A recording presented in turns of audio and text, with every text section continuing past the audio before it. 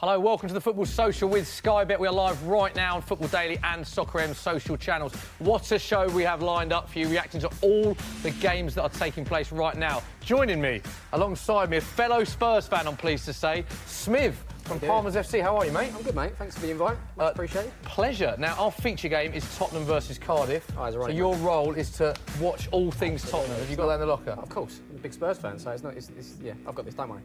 Good man. Next to him in his own seat, Pato, you got your own chair. I do, mate. Yeah. I've got 3 cushions in this chair. Have you actually got 3 cushions? Look, you don't have to go on about it, but yeah, I'm the shortest person here, and everyone's drawing attention to it.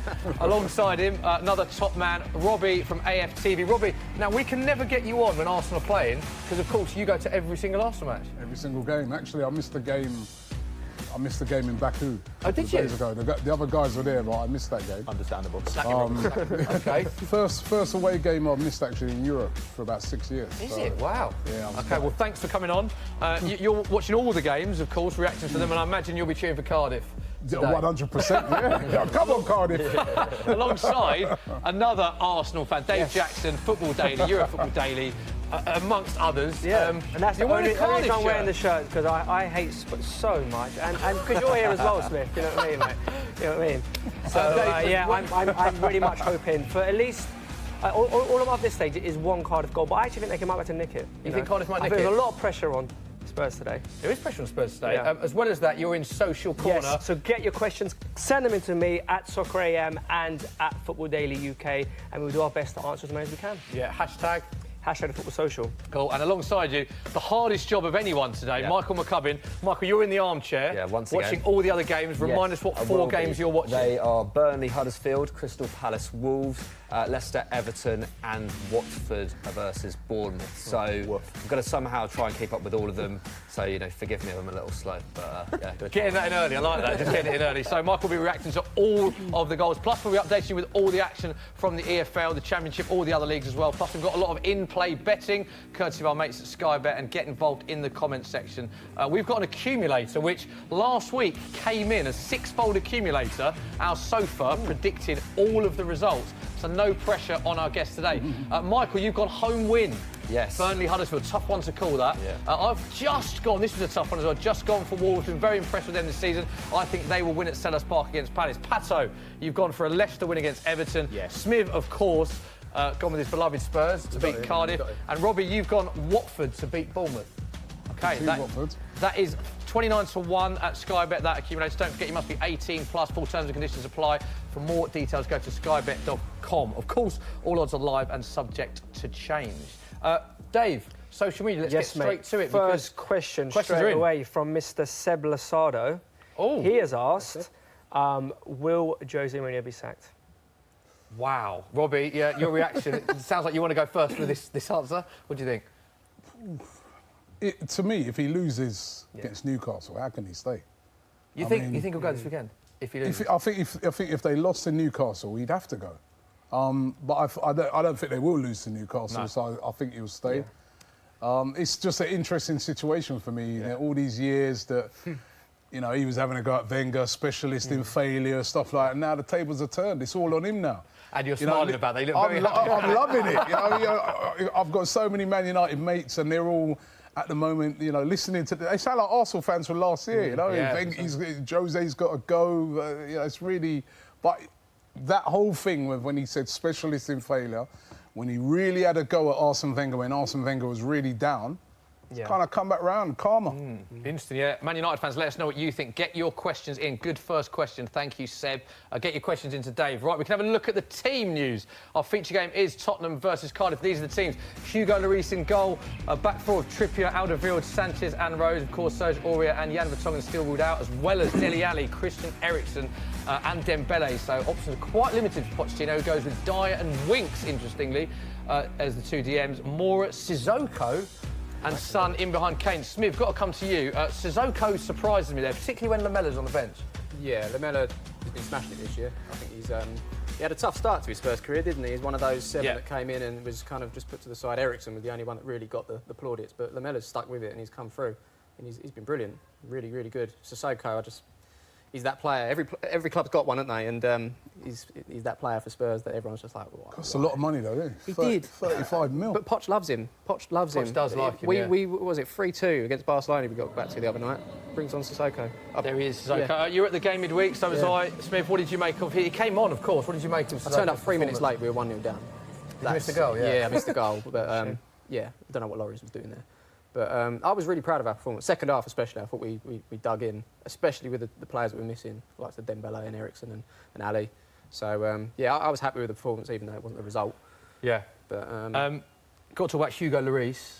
In fact, Pat, I'll come to you here. What are your thoughts on Hugo Lloris and his form this season? Because he is a player that was in the top 3 for the best awards. He's a highly rated keeper, but he didn't have a great game midweek, did he? No, he didn't, but I don't think anybody really did for Spurs. Weirdly, I mean, there's this narrative afterwards that Harry Winks had a good game, but he quite clearly didn't. I thought that the first goal was... You could easily pin it on Dyer as much as Lloris. I thought there were, mistakes made by both sides there. But to be honest, nobody for Spurs was great, and they were hamstrung by the absences in the squad. And Barcelona were at the same time really, really good. I find it hard to blame Lloris for most of the goals, seeing as two of them were kind of one-on-ones with Lionel Messi. Another one was Rakitic putting it in off the post. So really, it's one goal that's a fair point, that, isn't it? Lloris could have done better for one of them, and it's interesting because Gazzaniga was in good form going into that game. He was, yeah. Penalty hero. I keep thinking against Milton Keynes, it wasn't. It was another home ground that we've adopted this season in the League Cup, because we've had so many different stadiums. Different grounds. But it was an interesting call. But there was a lot of other players that were at fault for certain goals. Of course, yeah. But I think you're playing Barcelona, you want to put your best possible team that you can put out, and arguably Lloris is our best keeper. Whether he's had a shaky start to the season or individual errors here and there, he's our best keeper. Let's be honest. Yeah, can't argue with that. Let's look at the Cardiff team. The Cardiff team is in. This is the team going up against Spurs at Wembley. Neil Etheridge in goal. Manga, Morrison, Sol Bamba, Joe Bennett make up the back four. Camarasa, Harry Arter, Joe Rawls and Murphy as a 4. Junior Hoylett in behind Patterson. Interesting price boost on your screen as well. Harry Kane to score a hat-trick was 4-1, is now 6-1. Don't forget, you have to be 18 plus. Full terms and conditions apply. And interestingly, Harry Kane has scored against 26 of the 27 teams he has faced in the Premier League. The only side he has not scored against, Smith, is... That'll be Cardiff City. Cardiff City. What do you make of that? Is that just a freak stat, or...? I don't know. It's got to happen today, isn't it? Surely. You think it'll happen today? Surely. Yeah. Robbie, Spurs, Cardiff. Arsenal played Cardiff. Cardiff did all right in that game, didn't they? What are your thoughts on Cardiff this season? They were very good. They were very physical in that game, and what they did is they were very brave as well. They pressed Arsenal really hard at the pitch, put lots and lots of crosses into the box, and that's where they got a lot of joy from. But that was at home. At Wembley, much as I'd love them to get a result today, I can't see it, because even on that day, as well as they played, we still won. So I don't hold out. I suppose the only thing that I kind of hold out for them maybe is the fact that, you guys had that tough game during the week against Barcelona. Yeah. Do you think that'll affect the game today? I think it always does. It always takes a little bit. The team that sort of, especially when you lose that game, you always lose a little bit in that game that you didn't have at the weekend. So, but I still, it's at home. If it had been away to, I think if it had been away to Cardiff, straight after the Barcelona game, that would have been a big problem for Spurs. But at home, I can't see it, to be honest. Yeah, interesting one. Tottenham unbeaten in the last 37 Premier League games against promoted sides, winning 34. Last defeat came against QPR in April 2011. There are the scenes there. Harry Kane is very focused, isn't he? We've got to talk about the new stadium, because this is down as a home fixture, Smith, but whenever I speak to you or any Spurs fan, we always laugh when we say Wembley as a home fixture, because it isn't Tottenham's home. It's not. There are some images this week that came out on a lot of social media accounts. The pitch has now been laid, which was, reading into it, one of the last things to be done. So when do you think Spurs will be in their new stadium? Your guess is as good as mine. I'm hearing Burnley is the game that they're going to launch it. But before that, they need to do a couple of live events to test. I thought he was going to say... Why are you laughing, Robbie? Because I thought he was about to say, we're going to Burnley to play. Right. We might as well be doing it every other ground. I bought a season ticket this year. Well, I had one last year at Wembley, but this year I was so excited and so disappointed at the same time that we haven't. I'd just rather play this season out and start fresh. Would you? You'd rather start fresh? In the stadium. I would, yeah. And have a whole season at Wembley? Of course, yeah, I would. I know it sounds crazy, but I just, it's a brand new stadium. Starting halfway through the season, it doesn't, I don't know, it's just taking the excitement off of it a little bit. Do you know what, right? My next door neighbour, he's a Tottenham fan, right? He said the same thing. Good lad.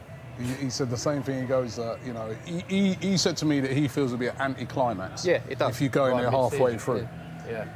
That's a fair point, that. And let us know what you think in the comments. You know, if any Spurs fans watching, what do you think about the new stadium? Have we got any questions from Spurs fans? What new stadium? From Spurs fans, give me 2 seconds. Yes, there is one saying, when was the last time Spurs won the league? That was from Ashley. Did that actually come in, or you just That's what Ashley told me. That's not me. That's literally in the comments, mate. But what? There is actually a question. There's a question from Mohammed Owais. Yep. He said, should Tottenham replace Vorm with a better backup keeper? Do you know what? I've said this. I think Gazaniga is a better keeper than Vorm. Vorm always worries me a little bit. I think he has an error in him. He does. And I think Gazaniga should be our second choice based on performances alone. He came in, didn't he, Vorm? And that was when we sort of... Obviously, we played Liverpool. We played Watford as well. And we didn't get any results. Again, though, going back to Pater's point, I think there was a lot of... He wasn't the only bad player in that game. I guess so. But Gazaniga's exciting, to be honest. I want to see more of him. Pato, looking at Cardiff here, I know we spoke on the first show, they're one of the clubs a lot of people fear for relegation. They haven't really strengthened much. Where are the danger men for Cardiff today? I honestly have no idea. I mean, the thing You're not is... even joking, are you? No, not at all. I know nothing about Cardiff. But the thing is about Spurs, they obviously have been kind of susceptible to goals from kind of set pieces so far this season. They have, Isn't it 7 from 10 or 8 from 10 have It's been a headers lot. in the Premier League? It's a lot, yeah.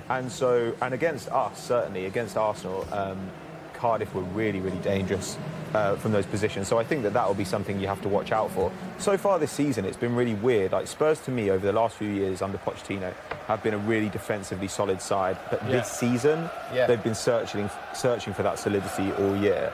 So I wonder if that's why Sissoko has come in. But I think if you can guard against them on set pieces, it's hard to see them doing much damage in open play. Yeah, these are the scenes we can go round the grounds. Leicester versus Everton. Claude Puel names an unchanged Leicester side for the one that won at Newcastle last weekend as the Foxes seek the third successive Premier League win. Marco Silva makes one change to the Everton side that beat Fulham last Saturday. Summer signing Bernard makes his first Premier League start with Dominic Calvert-Lewin dropping to the bench. That should see Richarlison starting further forward. Palace against Wolves. Jeffrey Schlupp returns to the Palace's starting 11 from the side that lost at Bournemouth on Monday. He replaces Max Meyer, who drops to the bench. Nuno Espirito Santo sets a Premier League record by naming an unchanged Wolves 11 for an 8th game in a row at the start of the season. Incredible, that same team. We can go to the other games. Next game is Watford versus Bournemouth. Firmino starts at right back for Watford in what is their only change from the side that lost at Arsenal, which Robbie was at. Eddie Howe names an unchanged Bournemouth side to the one that beat Crystal Palace on Monday.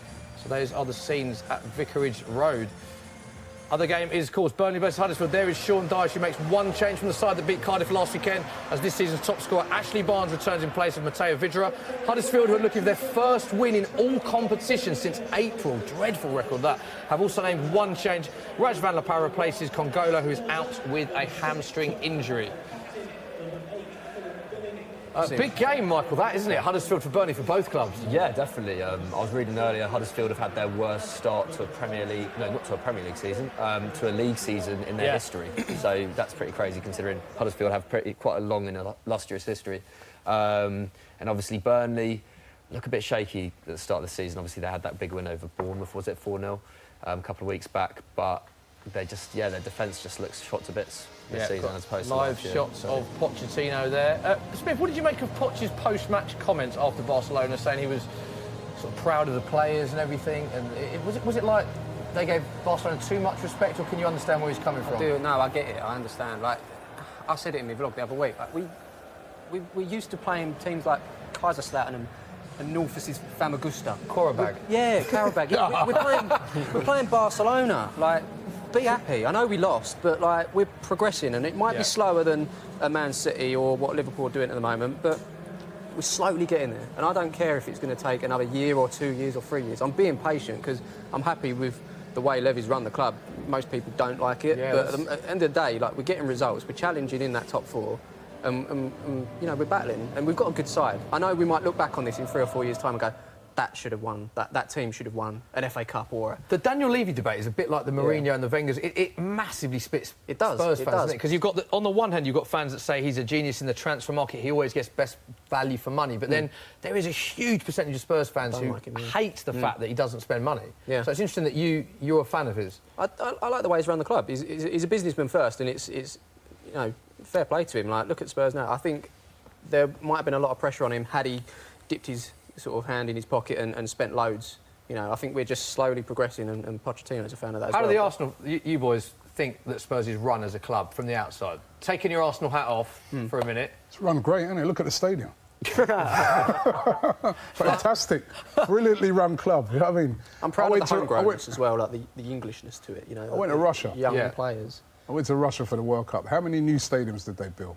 All of them on time. They've got one stadium to build, and I think they've messed it up. I mean, and the other night, I feel that with Spurs, why didn't they strengthen? And I've seen it. Listen, this is not just me being like a hater against Spurs right now. I've seen similar things at Arsenal.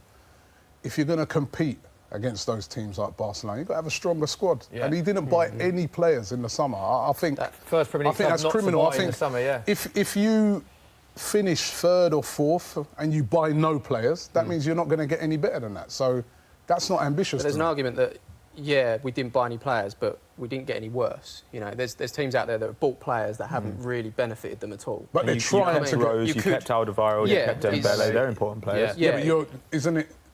Plus season on season, you should be trying to get better. I agree. I think they should have gone out and bought a top quality central midfielder. That's what they needed. However, and a backup striker. Levy's success is evident in the way that Spurs play now. Spurs are one of the best sides in the league. Last season, they beat the eventual European champions comfortably.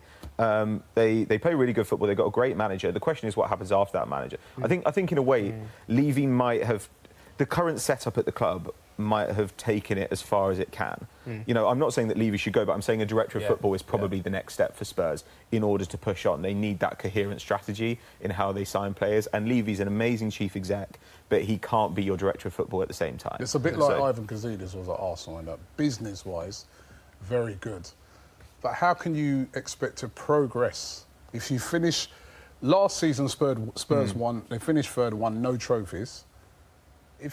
If you spend no money, surely you're looking to do exactly the same again. Depends on the age of your squad. If your squad's reasonably young, then they get a year older, they might get a year better. But I generally agree with what you're saying. Like, I think it's... But also, Arsenal had a lot more infrastructure. We have... You know, Spurs' scouting department is pretty thin on the ground, right? Over the last couple of years, a bunch of guys have been let go, and they need to work on all that kind of stuff, because that's actually how you challenge the bigger clubs. They don't have the money at the moment. They won't do until the new stadium is built and generating revenue. And they also don't have all the behind-the-scenes staff that all these other clubs have to find talent from around the world. So that's kind of the next step for Spurs, in my opinion. Yeah. Smith, we've got to talk about the Wembley pitch. I was at Wembley, so were you, for the Barca game. I don't know if you noticed, but you can still see the outline of the ring where the Joshua fight was there. But it looks like the whole pitch doesn't look great. It's a bit ropey, isn't it? It is a little bit ropey. Thanks, Smith. No, sorry, I was just looking at the game here. So, the game started. How Spurs got on first few minutes? Just batting the ball around, really. Cardiff got a throw-in inside. No, Spurs throw-in, actually. I thought that was a... Spurs throw-in. OK, so got an opportunity to put this into the box, long throw. Let's see what happens. Danny Rose. What do you think of Danny Rose? It's interesting, isn't it, that Danny Rose and Ben Davies will play exactly the same amount of games, because they just rotates them each week. You know, when Rose played last week, we knew that Davies would start against Barcelona, and we said earlier, well, Rose will start today, because I don't think he has a favourite. He just I think wants to keep them both happy, and we'll use them both. Yeah. All of our other 3 o'clock games have started. Michael McCubbin, what has happened so far? Nothing much. No, I don't think a shot has been recorded. Go on. Chance for Cardiff. Sorry, we'll come back to you in a minute. Smith, talk us through that. I don't know why they're getting excited. It was an overhit ball, went straight through to Laurie's. Calm down, boys, all right? Calm down. And Spurs back. Sorry, Michael, back to your... We won't interrupt you now unless Cardiff don't worry, there's not much to interrupt, to be honest. I don't think a shot has been recorded in any of these games. But Watford have had a corner. That's the most notable thing. And the weather looks like it's hammering it down at Palace. Yeah, and funnily enough, at Burnley, it's all sunshine. Good to be in the north today. Yeah, it is, yeah. Which game are you most looking forward to out of the 4 that you're covering? I think Palace-Wolves will probably be the most interesting. I think that's got the most potential for goals, just because Wolves obviously have quite an expansive style of play. Obviously, Palace have Zaha, who obviously just tends to kind of lead the line very well for Palace, can really kind of inspire things for them going forward, can be very dangerous on the break. So, yeah, I think that's probably probably the one. Obviously, Leicester and Everton as well. Quite a lot of quality there. Yeah, I think that'd be a good game, Leicester-Everton. Dave Jackson, Social Corner. Just remind the viewers how they can get in touch, and have you had any questions? I've had a few questions. They can get in touch via the Twitter handles @SoccerM and @FootballDailyUK. They can also comment on the YouTube pages, and I'll be able to pick up their comments from there. But I've had a question from Nathan Orr, who has said, who has been the biggest surprise package so far this season? That's a pretty good question. Team or player? Yeah. Let's go player. James Maddison, I think, has had a really good start to the season. I think he's created more chances than any other English player. Just called up to the England squad as well. I've been massively impressed with him so far. Any other names anyone wants to... Yeah, James Maddison, I think, has been involved in, 5 goals in 6 games for Leicester, which, when you consider how highly people rate someone like Demarai Gray, has been involved in, I think, 11 goals in something like 90 appearances for Leicester. You do see the levels there, I think. Yeah, top scorer, equal Jamie Vardy. Here we go. Chance for Spurs, Sissoko. Puts it across. Oh, is that an own goal? Oh, it's off the bar. Smith, talk us through that. I don't think it was off the bar. That's the angle, isn't it? Yeah, Sissoko got behind the defence there. We've been mugging him off, but he's done all right to start. Put a ball across, and I don't know who it was who cleared it, but I thought he'd come off the bar. I didn't. No, it was just cleared out for a throw. We're back in possession. Good question from Nathan. So James Maddison is one we said. Go on. Alex Iwobi. Yes. Alex Iwobi, yeah? He's had a great season so far. He's been excellent this season. Last season, was terrible, and the fans were really on his back. This season, he's been brilliant. Do you guys? Does Alex Iwobi start if everyone is fit for Arsenal? Does he start for you? I think he should be. You think he should? I think he should be. I think there's a better balance for the team when he starts. He hasn't really been starting because of sort of Ramsey or Ozil getting in there, but I think Iwobi, his ball carrying, his skill, his strength as well, I think he's been brilliant this season. Really surprised me. Really you mentioned Ramsey. We will come on to Ramsey, but any other players, Pato, that you've been impressed with? Well, if we stay on Arsenal, I mean, Guendouzi looks promising. Yeah. I think that the Arsenal fans who are saying he's already very good are perhaps jumping the gun a bit. Like, defensively, he's a bit suspect. But he looks like a super talent. Yeah. He's really exciting. Lucas Moura, I mentioned just now, I think he's fantastic. Etienne Capoue has had a fantastic start to the season. Goal for Everton. Goal in the Everton-Leicester game. McCubbin. Yeah, Richarlison, my boy. Talk us through it. Everton broke on Leicester there. Fans going wild, and ball comes in from the left. I believe that would be from Bernard, but I need to see the replay. But yeah, nice volleyed finish for Richarlison. Here's a replay now. Very early on as well. Yeah. First goal of the day. Great at the play. keeper. Oh, it's lovely. Really nice. Filth. Parried by Schmeichel. Funny enough, none of us mentioned him. No. We was just for that last question, and look at for 44 million, everybody was saying that, too much money. Too much money, and he's been how many goals has that he scored now? I think it's 4 in the league. And don't forget, he had the suspension for the send-off against Adam Smith at Bournemouth. 3 games out. He's been excellent. That is the first goal of the game with Charlison putting Everton 1-0 up. I think that was Baines actually who got the assist on that. Really nice little bit of skill from Baines there. Yes. Yeah, it is. Or was it Bernard? Maybe it was Bernard. There have been a few negative surprises as well, I think, regardless of how bad United have been, it's been surprising that somebody like Alexis Sanchez has been as poor as he has been. Chance for Spurs! Yes! Come on! Eric Dyer. It was makes it 1-0 to Spurs. Come on! Robbie is very quiet. Talk us through it, Smith. The third corner in the row it was. First 2 were awful, but we were lucky to get the third. They took it short. I think it was Moura that put it in. It was bouncing around. Here it is. Here's the replay. Let's have a look. Let's see who it was. I think it was... Trippier, was it, with the ball in? Sanchez with a header. Comes off the defender and to Dyer into the back, and there it is. Wow. It's a tidy finish. A bit lucky with the deflection there. Lands perfectly to Eric Dyer. Was there a foul in there? Keeper can't come out in time. Trippier again. He won't get the assist, but it's a lovely ball in. Obviously, we all know what he can do from the wide areas. It's a comfortable finish in the end for Eric Dyer, isn't it? Easy. Thoughts on Eric Dyer this season? He's got a bit of not been good. I was just saying he's not been great. He has been flapping, but I'm glad he's got a goal there. Any more questions, Dave? Good question, that one. Yes, there is one been sent in by Robert Skolagomi. That's probably not the actual pronunciation. Okay. I like but that. he has asked, will Arsenal make it to the Champions League this season? Ooh. I can't see it myself, but Arsenal fans, Pato? We've got 2 shots at it. I think very clearly in the Premier League there are 2 tiers, right? So there's City, Liverpool, and Chelsea, and then for the last place it'll be between Spurs, Arsenal, and United. And I don't know. We're level with Spurs on points at the moment, and we haven't been playing well. So if we start to come into form, then we've definitely got a shot. And the Europa League, obviously Emery a bit of a specialist there, and our squad depth relative to most Europa League sides is pretty damn good. So I don't. We can. I don't know if I'm not sure. I bet on us actually doing Chelsea it, but must we're be capable. Huge favourites for that. Or if you look at the way the Champions League is going at the moment, some strong teams are going to drop into the that's the Europa. problem with He's right, Tottenham. You can't predict. Very poor. Very So you poor. can't predict the Europa League, can you? 'Cause you look at last year, we were cruising it, and then all of a sudden, who drops in? Atletico Madrid. Yeah. So. Interesting. I just look at United and Arsenal and just think they're a little bit further behind. I do think that Arsenal have got a chance in the Europa League. And Unai Emery's great in that competition. Why don't Arsenal have a chance in the top 4? I just think... I don't think they have a chance. I just think, squad-wise, of the top 4, I think Liverpool and Chelsea and Man City, I agree, are streaks ahead. Yeah. And I think Spurs, the last 3 years, we always seem to get that 3rd or that 4th spot. I think... And also, don't forget, Spurs have got a lot of injuries. This is them at their weakest. The players are going to come back. We're going to improve. I'd be amazed if we don't finish 4th. Do I think Spurs will finish 1st, 2nd or 3rd? No. I think that we will get that 4th spot, though. I'm not sure. You would. We'll see. You would think that. So. You're not sure, Smith? I think it'll be between Spurs and Arsenal. Yeah. Listen, I think we got. I think. Listen, it's not a given, obviously, because but I think in Spurs, Arsenal, Manchester United, 3 very even teams. Any of those 3 can get into that. Even Chelsea. Even Chelsea, they're playing really well at the moment. We should have beaten Chelsea when we played them. Yeah. We had clear-cut chances to win that game, which we didn't. So listen, with Arsenal, I still think we're work in progress. Yeah. I think the manager's doing miracles at the moment with what we've got. Do you? Because basically he's got the same team. He hasn't had a lot of money to spend. The 5 signings that he's made, he's getting the best out of them. They're doing really, really well. And he's getting the best out of some of the existing players, getting the best out of Iwobi, getting the best out of Czech. Bellerin's improved since last season. So, Go on, Sonny. He's doing this early on in the season without us playing. You said it earlier, and I agree with you. We haven't been brilliant, but we're winning games. So, go on, Sonny. Well, but you interviewed the fans on, before and after the game. Obviously, famously, AFTV last season, there was a lot of anger towards Arsene Wenger out. What is the fans' perception of Unai Emery? Are the fans very much behind him? Very much behind him. Very positive towards. The example is away from home last season.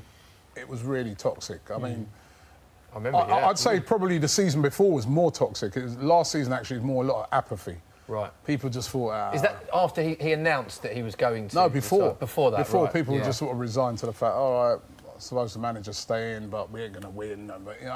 But now, the optimism's returned away from home. All the fans are right behind Unai Emery. They're singing his name throughout the games and that. And I think he's really won over the fans. He's really won over the fans. They love his energy. They love the fact that he's always out in his technical area barking instructions and that. They love that. And I think we've kind of slipped under the radar a bit, Arsenal, because Unai Emery himself has not really got a lot of credit from the pundits in general so far. And when you think that he's stepped into the shoes of a manager that's been there for 22 years and he's doing so well, he's had a really tough start, lost those 2 games that was then, since then's won every game. Yeah. I think, he's not getting the credit, I think, that he deserves right now. How does Ty feel about Unai Emery? Because obviously he was the one that was the big Wenger fan. How is he? The funny thing about Ty's a guy like, no matter who's in charge at Arsenal, he'll be right behind them. He's that type of... he loved Wenger. He absolutely loved Wenger. Didn't he? Yeah. He used to wait for Wenger after every game. Arsene Wenger would pull up in his car, stop. Even though he'd met him before, he'd wait for him after every game still? After every single home game, Ty and there's about 6 other guys. Yeah. They would stand up in a little spot and he'd pull up. I saw it in my own eyes. They used to tell me, I used to think they were joking. And Wenger would pull up, stop, talk to them, right? A proper conversation, turn his engine off, proper conversation, and then he'd go. And I've seen him waiting for Unai Emery, but I'm not sure if he's come out yet. Dave, any further questions on social? I have a question for Pato. That's a goal there. Oh. Goal! Goal there. Come in. What has happened? My job for me, Robbie. Arsenal. I was not watching that. You got a replay on that one there, to the right of you. But I believe it's Bournemouth's number 13, but we need to see a replay, to be honest. There it is. It's a good goal. Oh, hello. Nice. I know. Is it Brooks? I think he might be Brooks, yeah. Oh, good. Brooks had a really good start. Brooks has had a great start. Yeah, he's actually a surprise. What, for winning that game? What's going on?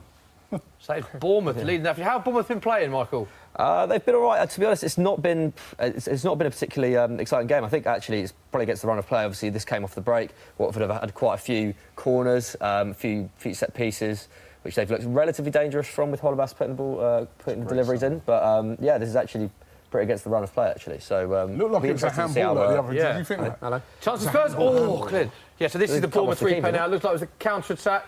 Michael, that handball in another replay. Yeah, it looked like it was blocked on the edge of the area. A little bit of controversy there. Well, Moura's dancing through. Oh, Sanchez! Sanchez! Ooh. Oh! Lucas Moura, I tell you. Lucas Moura has had a great season. Another half chance for Spurs, Smith, there. Oh, I'd say more of a half chance. It was a good chance. Here we go again. The pressure is on. Another corner for Tottenham. It is all Spurs in this game. Yeah. Cardiff starting slowly. Cricket corner. So Bournemouth are in the lead. Everton are in the lead. 2 goals so far. In our other 3 o'clocks. Price boost from our friends at Sky Bet on your screen now. Correct score, Spurs 3-0 from 9-2 to 5-1. That is on your screen. Don't forget you must be 18 plus. Full terms and conditions apply. Smith, Spurs on the attack again. Trippier down the right-hand side. Yeah, it's been a good opening, whatever minutes. What are we on? About 15. About 15. Good opening, 15 minutes. We've kept the possession well. To be fair, Cardiff are defending well as well, but... Trippier's had a lot of the ball, hasn't he? Trippier has had a lot of the ball, but that's the way we play. We use our fullbacks a lot. Yeah. Especially in the absence of Dembele, right? Exactly, yeah. He's kind of your outlet. But Sissoko, I mean, as much as stick as he gets, he does Here we go again for Spurs. Dyer. Oh! There you go, another block by Cardiff defender Great technique there from Dyer. Yeah. Lovely feet, as usual. And the ball... Oh, it's kept stayed in. How did that stay in? I don't know. It was played with the outside of the right foot, bent all the way down the line. Cardiff clear the danger. Michael, any other talking points? 2 goals so far. Huddersfield are really battering Burnley at the moment. They probably should have had a goal. Had one shot cleared kind of off the 6-yard box. So yeah, that's the only game in which I can really see a goal coming. I think Huddersfield are really in control of that. And Everton continue to hurt Leicester as well. Leicester have had quite a poor start. Have they? Have they responded since the goal? Not at all. Not at all. Everton have got a chance here. Bernard, just in the box. Cardiff got in behind the Spurs defence here. Richarlison shot there. Really good save. Lots of action. Interesting. Leicester scored in every Premier League game this season, all 7. They've been quite inconsistent, Leicester, haven't they? So interesting to see how they come back from that half chance for Everton, but that game still remains 1-0. Dave, social media, some great questions so far. Keep them coming. Question for Pato from Ellis Al FC, I imagine he's a Liverpool fan. Bring it on. He said, thoughts on Naby Keita's start of the season? Mr. Patrick van Straten. It's been interesting. He's been in a slightly different role to what we saw him in the Bundesliga. He's been pushed further forward and almost playing as a true 10 at times. Whereas actually he has enormous defensive output and was always great at ball progression. They're kind of relying on Milner to do that a little bit more. I think so far they're kind of slowly bedding the midfield in. Obviously, we've seen relatively little of Fabinho. And I expect that, kind of like last season, when the defensive personnel changed almost completely by January time, I think that the midfield will be really bedded in by January. I think then we'd expect him to start regularly. So we haven't seen the best of him yet, but there have been moments where you've seen what a talent he is, and it's easy to forget that he's 22 years old. And I think him going off against Napoli the other day was a real problem for them. They couldn't really get any purchase on the game as soon as he got injured. Yeah. Cool. Good question, Dave. Do you want some Cheers. more? Keep going, yeah. A question from Ash Hamandi. He said, do you think Poch... Moura's an absolute mazer and he's been hacked, and it's a free kick for Spurs. Sorry, Dave Jackson, carry on, my friend. Do you think Poch should go to Man United? Smith, do you want to take this? Do you know what? And I'm not tarnishing all United fans, but they seem to have this divine right that they can just say, we'll take Poch, we'll take Harry Kane while we're at it as well. No. Why would he want to go to Man United anyway? I don't know. It's a toxic place at the moment, but that's probably because of Mourinho and the Pogba situation. But, you know, United have been great, and they still are a big club, but, you know, they're not what they were. And there's other clubs around them that are competing, and I think we've come into an era now where teams don't have to sell their best players to the biggest clubs anymore. I think you can take Real Madrid and Barcelona out of that equation still. Yeah. But other than that, I think teams like Spurs and Arsenal and, well, say Arsenal. Sanchez has gone there, isn't he? But, yeah, I don't think United are as a bigger force as they... It's not as appealing as it was 5 years ago. Do you think that Pochettino's starting to get a bit fed up? Like, as in, like, you know, like, because if they don't win something again this season, like, what is he actually doing there? Is my question. Goal for Burnley. Yeah. Goal for Burnley. Yeah. No.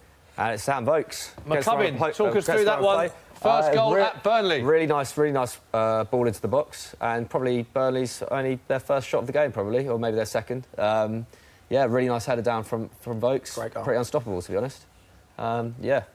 So Big goal for that. It's a big fixture for both teams, isn't it? Huddersfield badly need a win. One of only 3 teams not to have registered a win this season, along with Newcastle and Cardiff, who are currently trailing 1-0 away to Spurs. This is the replay. Good ball whipped in. It's a very Burnley goal, that, isn't it? Very Burnley goal. It's a very Burnley goal. Sean Dyche from me, that's a Goodmanson, and then, yeah. Palace on the attack against Wolves. There we go. Bang that. Looks like Wolves have done enough. Lots of competitive games. Oh, there's a ball. Trippier into Sissoko. Chance, Back to Smith. Mora. He shoots. Oh! Straight to keeper. Collects it the second time of asking. How's Moore started, Smith? Very lively, yeah. He reminds me of an Aaron Lennon, but through the centre, just quick and nippy. And good. Better And good, yeah. No, but Aaron Lennon in his prime. Do you remember? Do you remember that Aaron Lennon? No. He was scary. He was Moore scary. was very technical, though, isn't he? Yes. He can cross. Lennon's quicker. Yeah, but Lennon was. No, I don't know. Moore was quick. Yeah, Lennon in his prime was rapid, wasn't he? He was, but I think Moore could be. OK. Dave, any more questions? We've had some great questions so far. Keep them coming. There is a very good question #TheFootballSocial. saying, this is from Captain559. This is a great question, considering the guests we have on. Yep. It said, who will win the league sooner, Arsenal or Spurs? Oh, that is a good question. Who will win the league sooner? I think both are quite a long way away. Yeah, I think we are quite a long way away. But it's a good question, that. change it to silverware in general, then probably Arsenal. Really honest. I mean, what evidence do we have that you win it I sooner? don't think well. So, What do you think, Robbie? silverware sooner. The question was Legals. Premier League, wasn't it? Premier League sooner?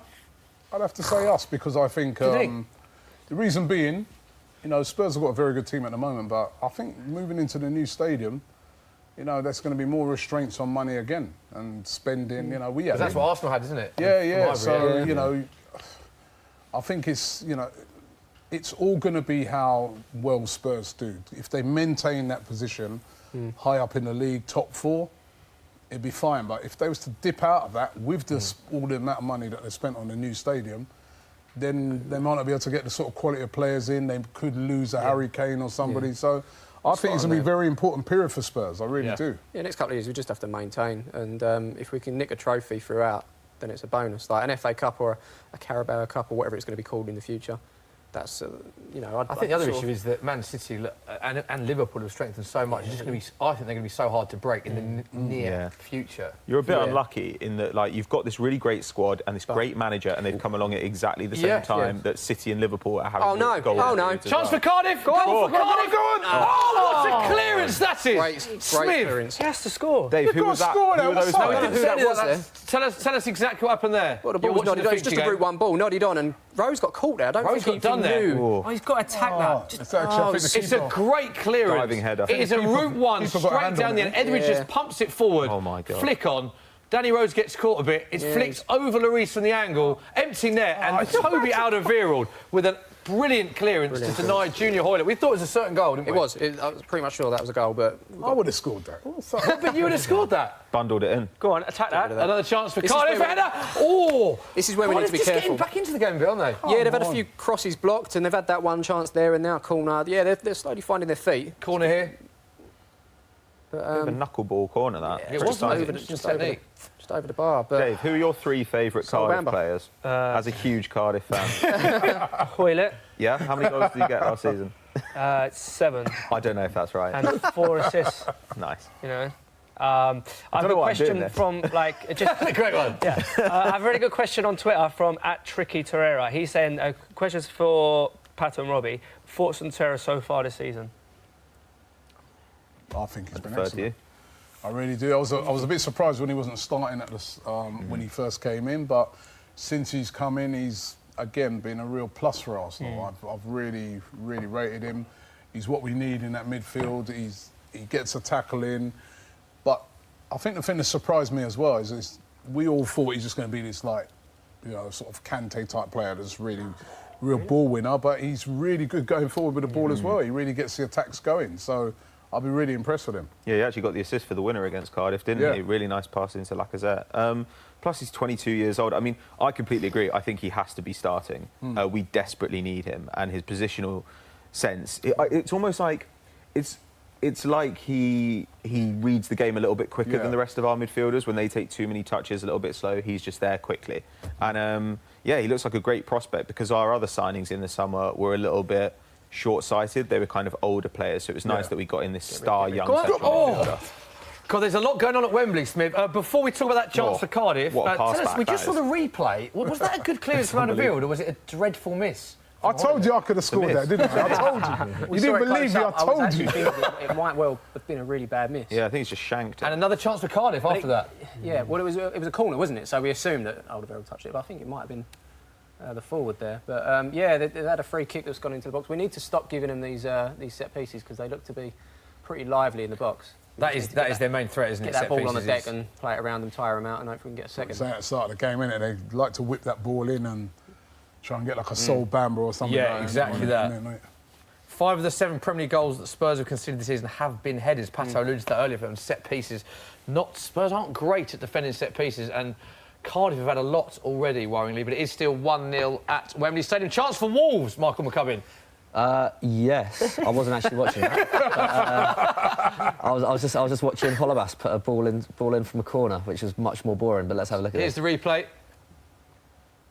Yeah, very good chance. Great save. Great save from Hennessy there. Good save from Hennessy. Is this game going how you expected it to go? It's it's probably been the most boring out of the lot. Interesting. Which is so not what I expected. Both teams, it's probably the most cagey so far, probably the most even in some ways. Whereas the other games are a bit more open, a bit more end to end. So yeah. Wolves are a fantastic defensive side, though. Like I was looking at the stats, and according to expected goals, there are 3 teams in the league who are conceding under 1 expected goal a game, and it's City, Liverpool, and then Wolves. That's really, really impressive. They just don't give up big chances, and they don't give up a lot of chances. And for a promoted team, that's pretty crazy, really, because we always say defence is what keeps you in the Premier League. So, I mean, now we're talking about them as a 7th place side. Sure. I mean, it's remarkable, really. And Watford actually are doing it on the back of a great defence as well. Yeah, Wolves conceded just 1 goal in their last 6 games in all competitions. When you think of they're good going forward as well. I look at Wolves now as a Spurs fan. That's a fixture that I'm quite concerned about, because they're a good team. How hard do you think Wolves can finish, Robbie? Go on. Chance for Cardiff again. He's going to shoot. There's a call for a penalty, not given. Quite rightly so. I think he fell over. It wasn't a pen. Clear pen. Cardiff still get a lot of... Yeah, we can't get our own half at the moment. We're struggling. The front two. Great tackle like that. No wonder they're going down. From Danny Rose. Ridiculous. Yeah. Is this Spurs not defending well, or Cardiff attacking well? Cardiff putting the pressure on, attacking. We can't get out. I know Trippier tried to buzz past one of the attackers just before. Here's the replay. Not a penalty for you, that is it? Never. Nailed on. There's a recurring theme on this show. Smith and Robbie just disagree on everything. Dyer, once again, a bit of a problem. That zone for you has been a real problem, the right-back position, because Trippier rather gets so high up the pitch, you just end up seeming to have loads of space in that right-back zone. And when somebody like Alderweireld or Sanchez isn't having their best day, it just seems like people waltz through there. Similar, we have the same sort of problem. That's why I think it works when Spurs play 3 at the back, because it means Davis and Trippier can bomb on further forward. And I think, to be fair to Poch, I think that's what he wants to do. But obviously, Vertonghen's injured quite a while now. So they're saying between a month and 6 weeks, which is a lot longer than was first anticipated. Will we see Foyth at some point? Juan Foyth. What do you think of Juan Foyth? I haven't seen him Has play. he played at all? Yeah, he featured a bit last season in League Cup games. And didn't he go back out on loan? He went back out on loan. Is he back now? I think he's back now, yeah. Oh, is he back? I didn't... But I don't... Do you expect to see him feature much this season? I'd be surprised if he features much. Well, now's the time. You could get Spurs with a chance again. Mora. Here we go. Right, Smith, through this chance. Well, I don't like Harry Kane playing too deep, but he is. He's going to bang this from distance. Keep it spilt. Again, we need to be on that. That's the second time he's done that. But you want Harry Kane there, didn't you? Yeah. So to speak to him. Have a word with him. Oi, Harry. Harry.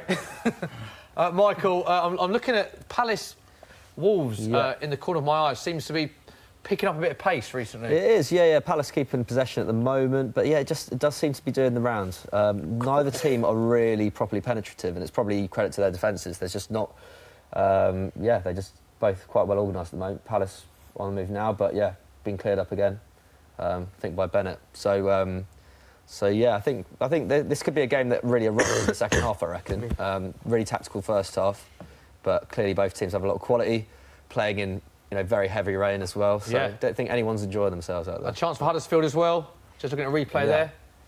Really good chance for Huddersfield there. I think Huddersfield will get a goal. I think I can see Huddersfield getting a goal back before half-time because I think they have been better than Burnley overall.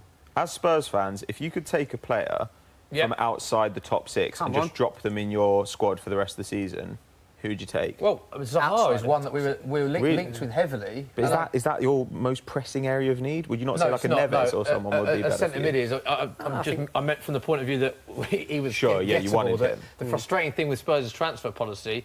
Grealish again. Now, do I think Grealish is going to overpay for Zaha change our team? Grealish. Yeah, I don't think Grealish is going to change our team. But the frustrating thing is those are players that we could have got and didn't. I mean, who would you like to see if we could? Ndidi would be great for you, I think. Ndidi's not a bad player. He'd be really good. It'd be interesting to see what Spurs do in January, though, because we're linked with so many players to the end of the summer transfer window that clubs will think that we're desperate and just up the price, which Levy is not going to fall for, is it?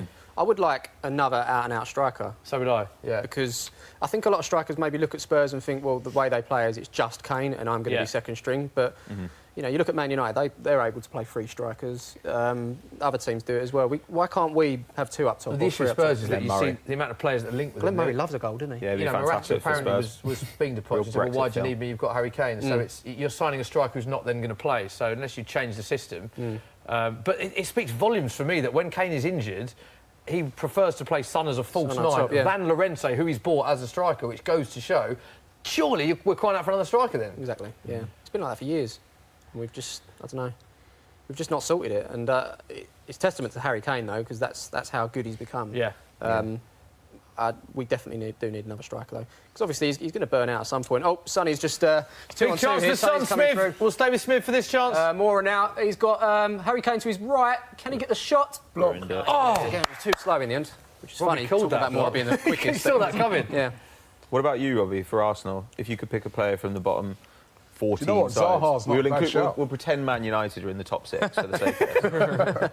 Zaha's not a bad shout because we need width. That's definitely for me, he's the sort of player that, he create that width for Arsenal.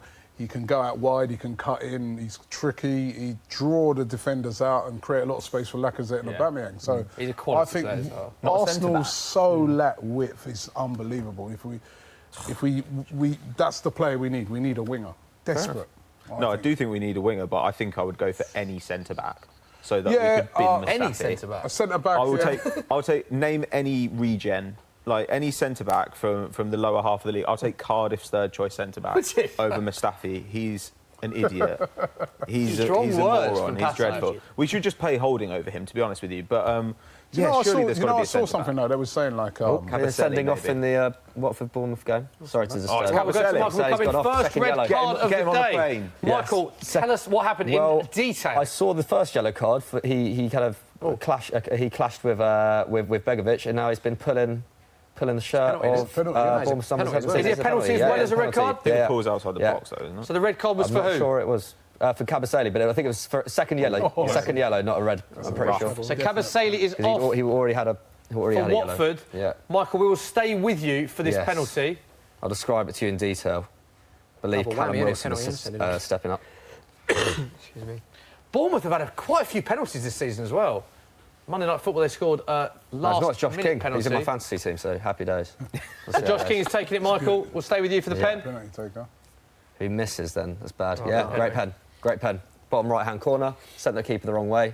And, that should be 4 points in my fantasy team. So that is that's good news for your fantasy team. Yeah, also, that's a big ask for Watford now. Yeah, big very big ask. I think Watford... great start to the season. Robbie, corner for Cardiff. We'll let Robbie talk us through this one. Here we go. Away. Sol Babbitt on it. Oh, no. A lot of corners for a team that aren't good at defending set pieces, that concede a lot of headed goals against a team that are good at set pieces. We shouldn't be conceding these amounts of set pieces. I've just seen who the referee is for this game as well. Oh, Leicester have just had a chance. Just showing the replay of that Josh King penalty. Keeper the wrong way. Very calm indeed with the shush celebration. Watford 1-0 down and a man down. Who had Watford Bournemouth in the accumulator? Robbie, you said Watford would win that one. Yeah, no. Oh, accumulator could be done already. We're only 33 minutes in. Watford need something big in that game. Bournemouth had a lot of penalties this season. Bournemouth are a good team this season as well. They are, aren't they? Yeah, They right. would kind of struggle this season. Inside Watford. So Watford, I'm kind of surprised about this game. And now down to 10 men, you can't see Watford coming back, can you? No. It's a bit rough on them because they're going to end up with probably two losses in the last couple of weeks, whereas they almost certainly should have beaten Arsenal. Yeah. But they're a really good defensive side now. Since Gracia came in, like, he's made them a lot more solid. Like when you watch a Watford game, I think quite often you think, wow, this is a really boring game. But that's kind of what they want. It's kind of like a Mourinho match. If it's boring, that's because Watford are doing what they do really well, and they just break up play in the middle of the park relentlessly and stop you getting into your rhythm. Go on. Well, Robbie, we spoke to you on the Football Social last week. You rang us from the Emirates, Arsenal-Watford, and you said, echoing what Pat said, that Watford were the better team. Yeah, I don't know if they deserve to win, though.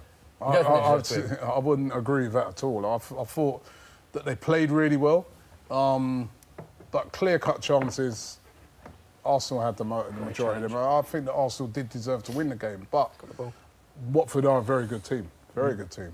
Although they're not showing it today. Michael, loads going on in your games. 3 goals, red cards, chance for Wolves. There we go. Oh, terrible. Shank. Terrible. No problem. That's all I can really say from Who's that, Joshua there. Yeah, really bad strike. But yeah, it's opening up a little bit more the Palace Wolves game. Yeah, big chance for Wolves, that, isn't it? Yeah. Yeah, but I think he would have had it covered, wouldn't he, the keeper? But a lot of guys back, so. Yeah, the chances that have come up have been generally fairly low quality. So I think I can see this staying 0-0 till half time. Bournemouth have almost scored against Watford. Watford could be on the end of a battering if they're not careful here. Bournemouth are just pouring forward wave after wave, and here there's a little touch that goes across the box, just dribbles past a bunch of defenders, and I think Callum Wilson can't quite turn it in. Cross-whipped in from the right, and really good ball. Suddenly Watford don't seem to know what's going on. Unbelievable, really. Whoa. 1-0 up still, Michael, in the Burnley-Huddersfield game. Sam Vokes, wasn't it, in that one? Yeah, Sam Vokes, yeah. But I think Huddersfield have generally been the better team. I think they've played better football, obviously. Burnley aren't known for it, but they've definitely had the better chances. So, yeah, I can see that one. I can see this game turning around, actually. I've been quietly impressed by Huddersfield. Yeah, 4 of Sam Vokes' last 5 Premier League goals have been headers, 3 of those assisted by Johan Berg Gudmundsson. And Vokes is now 7-2 price boost to score again. Speaking of price boost, there's another one on your screen right now. Dyer to score a brace. Don't forget he scored the first goal in this fixture. Was 16-1, 20-1 now with Sky Bet. That is on your screen. Don't forget you must be 18 plus. Full terms and conditions apply. How have Cardiff been last 10 minutes since we came to you, Smith? Still well in the game, but it's end-to-end really at the moment. Harry Kane playing really, really deep. He is, isn't he? Sissoko's actually the furthest forward here, but it's with Trippier. And it's back to Kane, and they're defending well, to be fair, Cardiff. It was just that one chance that fell to Dyer. Oh, that's a challenge. Love that. Fantastic tackle. Brilliant tackle. But Winks is here now. Michael, come to you. Nathan Ake is down in the Bournemouth game. Yeah. What happened there? Not really sure, to be honest. He's got back up. Here's the replay. Quickly. Yeah, and was Josh King on the floor just now as well? Yeah. I think that was just a 50-50 there, but I think maybe... I think it's the land, isn't it? Yeah. Or maybe, I think... is Ake carrying on, or is he going off? Yeah, no, he's carried on. I think Gray just maybe need him in a sensitive area, perhaps. But that's all that would have been. But, they seem to have got on just fine. OK, no other goals to report as of yet, so we'll go to social media. Dave Jackson, the biggest Cardiff fan we know. What are people talking about? I've got a question again for Pato and Robbie. They've said, if you had to choose between Lacazette and Aubameyang to stay, who would it be? Just stay. Yeah. As in, you could only pick one. Sorry. I think for me it'd be Aubameyang, because I feel that's a little bit like at the moment with him having to go out on the left or onto the right. I don't think we're getting the most out of our most clinical, out of our actual best striker. But, it's a really tough question. I think I go Lacazette. Like, don't get me wrong. I think Aubameyang is the better centre forward, but Lacazette's younger. He's nearly 3 years younger. So and Aubameyang is knocking on the door of 30 now. And also Lacazette, he fits into our side a lot better. He's so good in the build-up. His touch is fantastic. I think he's probably the more versatile player. His match intelligence is really... Yeah. He's just very Arsenal. He's just a very Arsenal player. And I think that you're more likely to get the best out of the guys around him, your Ozils and Iwobis and people like that, with Lacazette than you are with Aubameyang. However, right now, if it were just this season, Aubameyang, because he's just a better centre forward. I'd have to go Aubameyang just because he's the better player. I love both of them. But I think that Aubameyang as well has brought a sort of spirit to that Arsenal team. Yeah, that's true. true. I mean, That's definitely true. there's something about him that he's brought to the team. Harry a Winks little from swagger. distance. You know, so I like and a it. feel-good factor when we needed it. Yeah. We really needed it. Yeah, because he's a top player. The fact we had to bring in a top, even the fact we weren't in the Champions League, you know, and then we had a bit of a, you know, like Alexis going and stuff. He looks like a team player, doesn't he? You see the way Iwobi and Guendouzi run. Great goal for Leicester. Something happened. Goal for That's Leicester. really Michael McCubbin. Sorry, goal for Pato. Leicester. What Ricardo happened? Pereira. Leicester broke against the run of play once again. I think it might have been Pereira who got that. Yeah, I think so. I have to confirm that. But, yeah. Have a look Here's here. the replay. Talk us through it. Oh, Yeah, so it broke. Oh, and dear. Pereira, great run. Absolutely had him on top. Oh, what's a what goal? a goal. Should the keeper do more there? Keeper's got to Thoughts, save that. Michael? I think it's difficult, to be honest. I think the defence has let him down, to be honest. Keeper's I think it's a shame for Everton because they really have been on top. They really should be 2-0 up by now, but they've let Leicester in on the break. Vardy had a good chance earlier. Go on. Go on. Chance for Cardiff. Great save from Hugo. Great save. Smith, let's go back to you because quite a bit's happened in our feature game. Moura had a great chance to make it 2-0 and Cardiff had a chance there. Cross from Trippier into the box. Moura got the head and it went past the post. Again, Harry Kane out of position. You want Harry Kane in there rather than the shortest player on the field. And then Cardiff came through there, a little bit overhit, and Lloris did well to come off the line and clear it. Michael, just in a replay of the Leicester goal. I think on second look, I think Pickford should do better. He should He's gone do the other better. way, isn't he? Yeah. So it's 1-all in that game. But it's Tell you what, 3-on-1 at that point. Big up Cardiff, man. They've been playing really, really well in this game. No, seriously. They have. They're putting it in. If Cardiff had a striker, a proper striker, they could be. They Well, Neil Warnock said could be that, about didn't he? 1-1 in this game. Neil Warnock said that when the transfer window shut, is that they badly needed a striker. They don't have a 20 goals, a 15. They don't even have a 15 goal, season I mean, a striker. proper striker there again. Yeah. If that had been like a Lacazette or an Aguero or something Lloris like has that. done well there, and the rain is I hammering think it that's down very at good from Wembley as Lloris, well. isn't it? He is still very Would quick. you like to see Aguero at Cardiff as a Cardiff fan? Massively. Especially today. Dave has been absolutely fine with Cardiff's performance. Dave, any more questions? We've had some good ones. Keep them coming, yes, people. I have one here. One about Aaron Ramsey from Mr. Cole Nardoni. Get that across. Get that across. Chance for Spurs. Here we go. Moura. Oh, Smith, what happened there? I don't know. It was great from Sonny on the far side. He cut past dreadful. a couple of men, cut it back to Moura, and it's just a side foot pass. Should be in the back of the net, but he's put it past the post, it seems. That's Gone quite wide. Yeah, great what bit of play season from he's Heung-min Son. Lovely step. Heung-min Son loves that dummy and the turn inside or outside. He loves that move, gets it past. Moura majestic. should do better. That's poor. Moura. God, his quality. I feel from there, Smith, he's got at least hit the target, anyway. Yeah, he'll be disappointed at that more. Eric Dyer, very well bad. played from Heung-min Son. Interestingly, Smith, Heung-min Son, 17 games without a goal for Spurs, which is his worst run for the club. 6-1 he is with Sky Bet to score the next goal. Surely that has to be broken. To be fair, Should have done that military service, shouldn't it? Robbie, look at Robbie's laugh. Go close up with Robbie, and then he does a laugh. There's his laugh. Zoom in, look, there it is. Look at that. Robbie, Sorry, man. you don't like Tottenham, Robbie, do you? No. Fair play. Dave, any more questions? Yes, a question about Aaron Ramsey. Should Arsenal do everything they can to keep him or just cut their losses? Got to go to the Arsenal boys with this. Pato, do you want to lead on this one? We should have sold him in the summer. I said we should have sold him in the summer. We should have sold him in the summer. The problem was the amount of money that he wanted per week to stay. He's not that level, is he? Well, he's not fit enough. That's the thing. When he's fit, he's really good. But his injury record is horrible. Yeah, it's bad, isn't it? And gradually, over the last few years, his defensive numbers have declined, and he looks like less of an athlete than he ever was. And I think we could have actually got really good money for him if we sold him in the summer. And also, after the Sanchez and Ozil thing, you just thought, surely we won't do this again, where we just burn some money for no apparent reason. And we've done it again. So I just hope we sell him in January and get in a proper box-to-box midfielder who's willing to work not just in attack, but in defence, and we can put Ozil at number 10. And then he'll be the best 10 in the league again. That would be nice, wouldn't it? That was well-rounded. Yeah, That was I think- Well-rounded. But spot on. Robbie, You we have can't to add go to to you. that. I was the same as you. I was like, why didn't we sell him in the summer when he didn't sign up to a new deal? Yeah. You know, It's he doesn't fit the team story, though. isn't it? Yeah, Chance for Spurs, Harry Kane. Mo's out. Back to Did you say back to chance Trippier. for Spurs? When Harry Kane Trippier's gets got the ball on the right, it is always a chance for Spurs. Well, it's a chance for the other team when Trippier gets the ball on the right, usually. Trippier is absolutely lethal. You guys are wide out when of he control. whips This it is in. what's happened to Spurs now. You've got. Here we go. Here we go. Sonny. It's still not cleared. Break it. Oh, Jimmy, son, we just spoke. Just can't score. He's not actually played badly for Tottenham. He's a great player. He's a fantastic player. I think since he's come back from the Asian Games? Poor man's a Wobie. He's not been at the races. I told you, military service, we should have done it. He has had a World Cup and an Asian Games, and he had 2 tournaments in the space of 3 months to deal with. He should do better there, though. He's got to be scoring there. He's got to be scoring, which he would have done in the past. But So he's blown that one over. You fear though, like Cardiff, they've had so much chances. Yeah.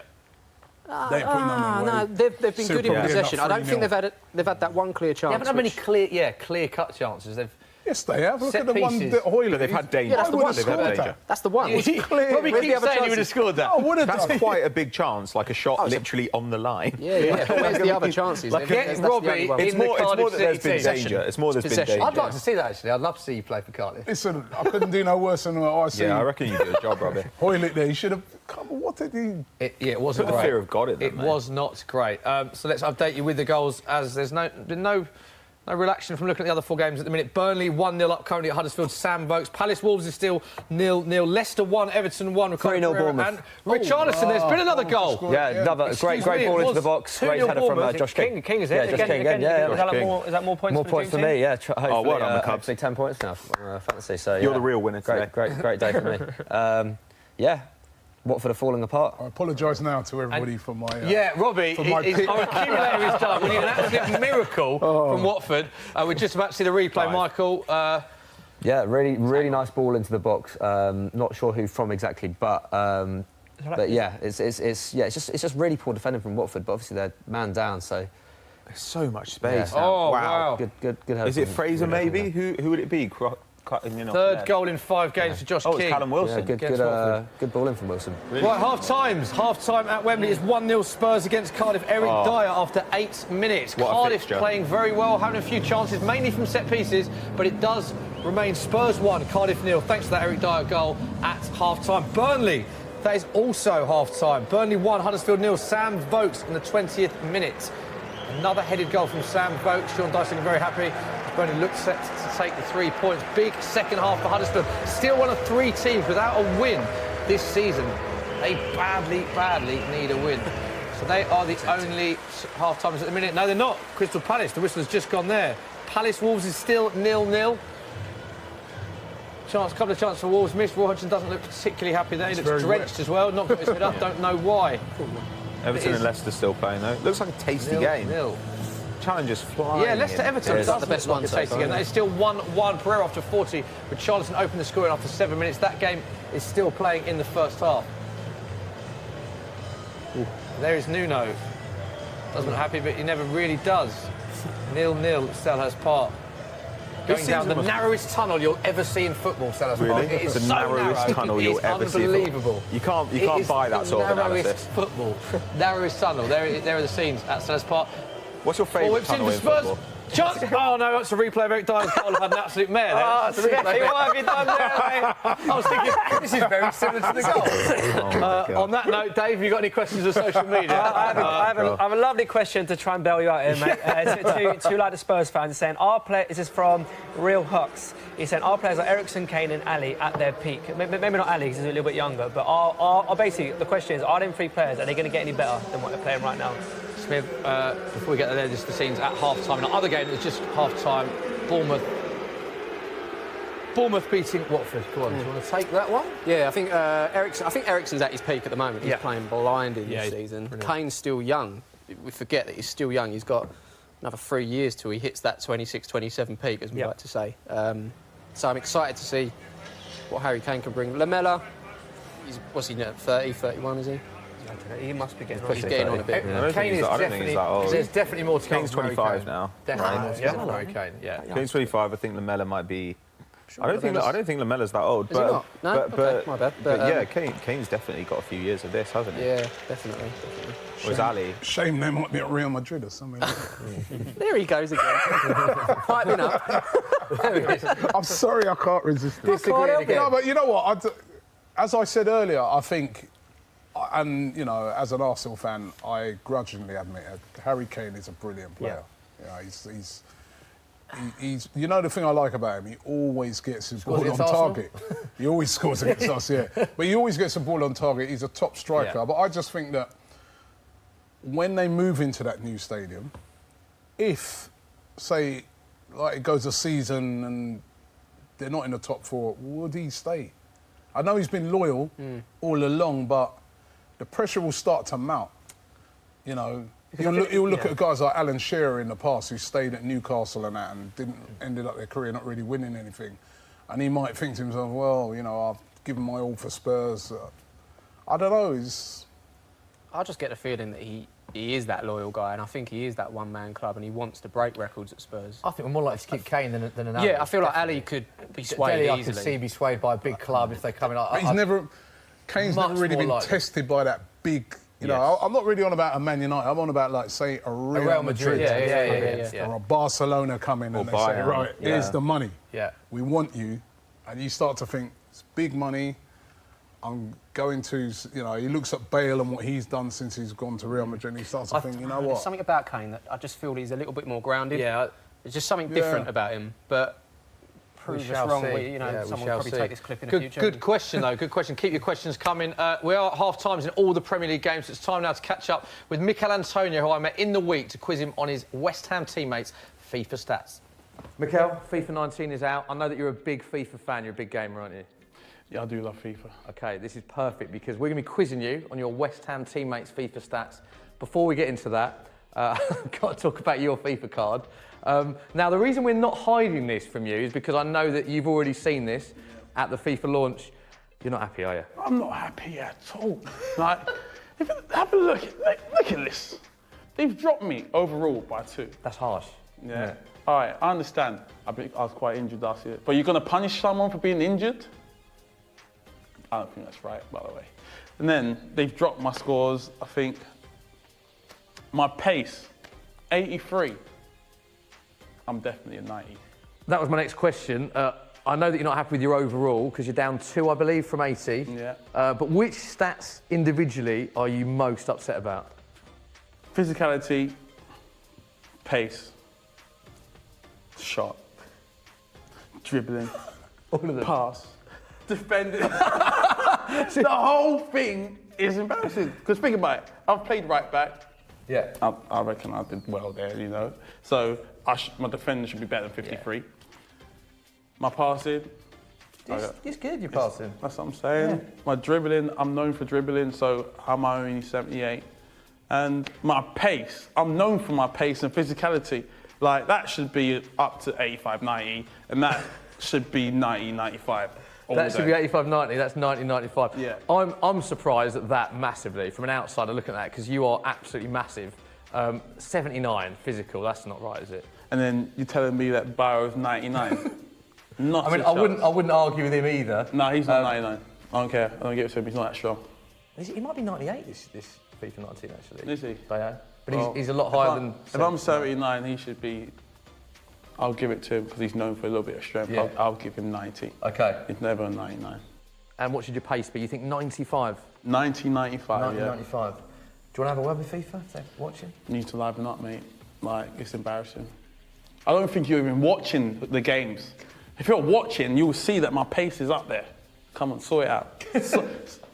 Wow. Sort it out, mate. He's not happy.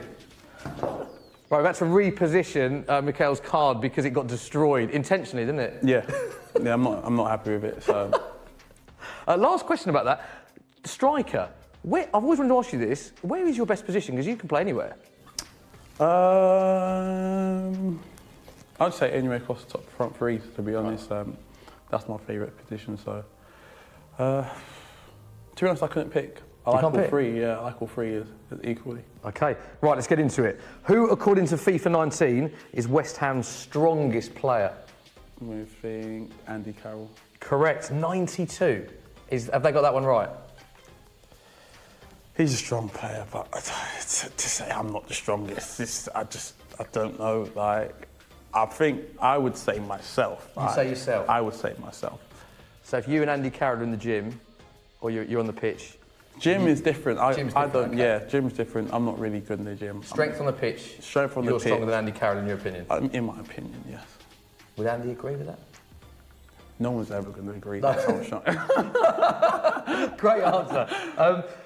Second, Carlos Sanchez. Third, Issa Diop. Fifth equal, Antonio and Arnautovic. So you're the fifth strongest player. Fifth equal, actually.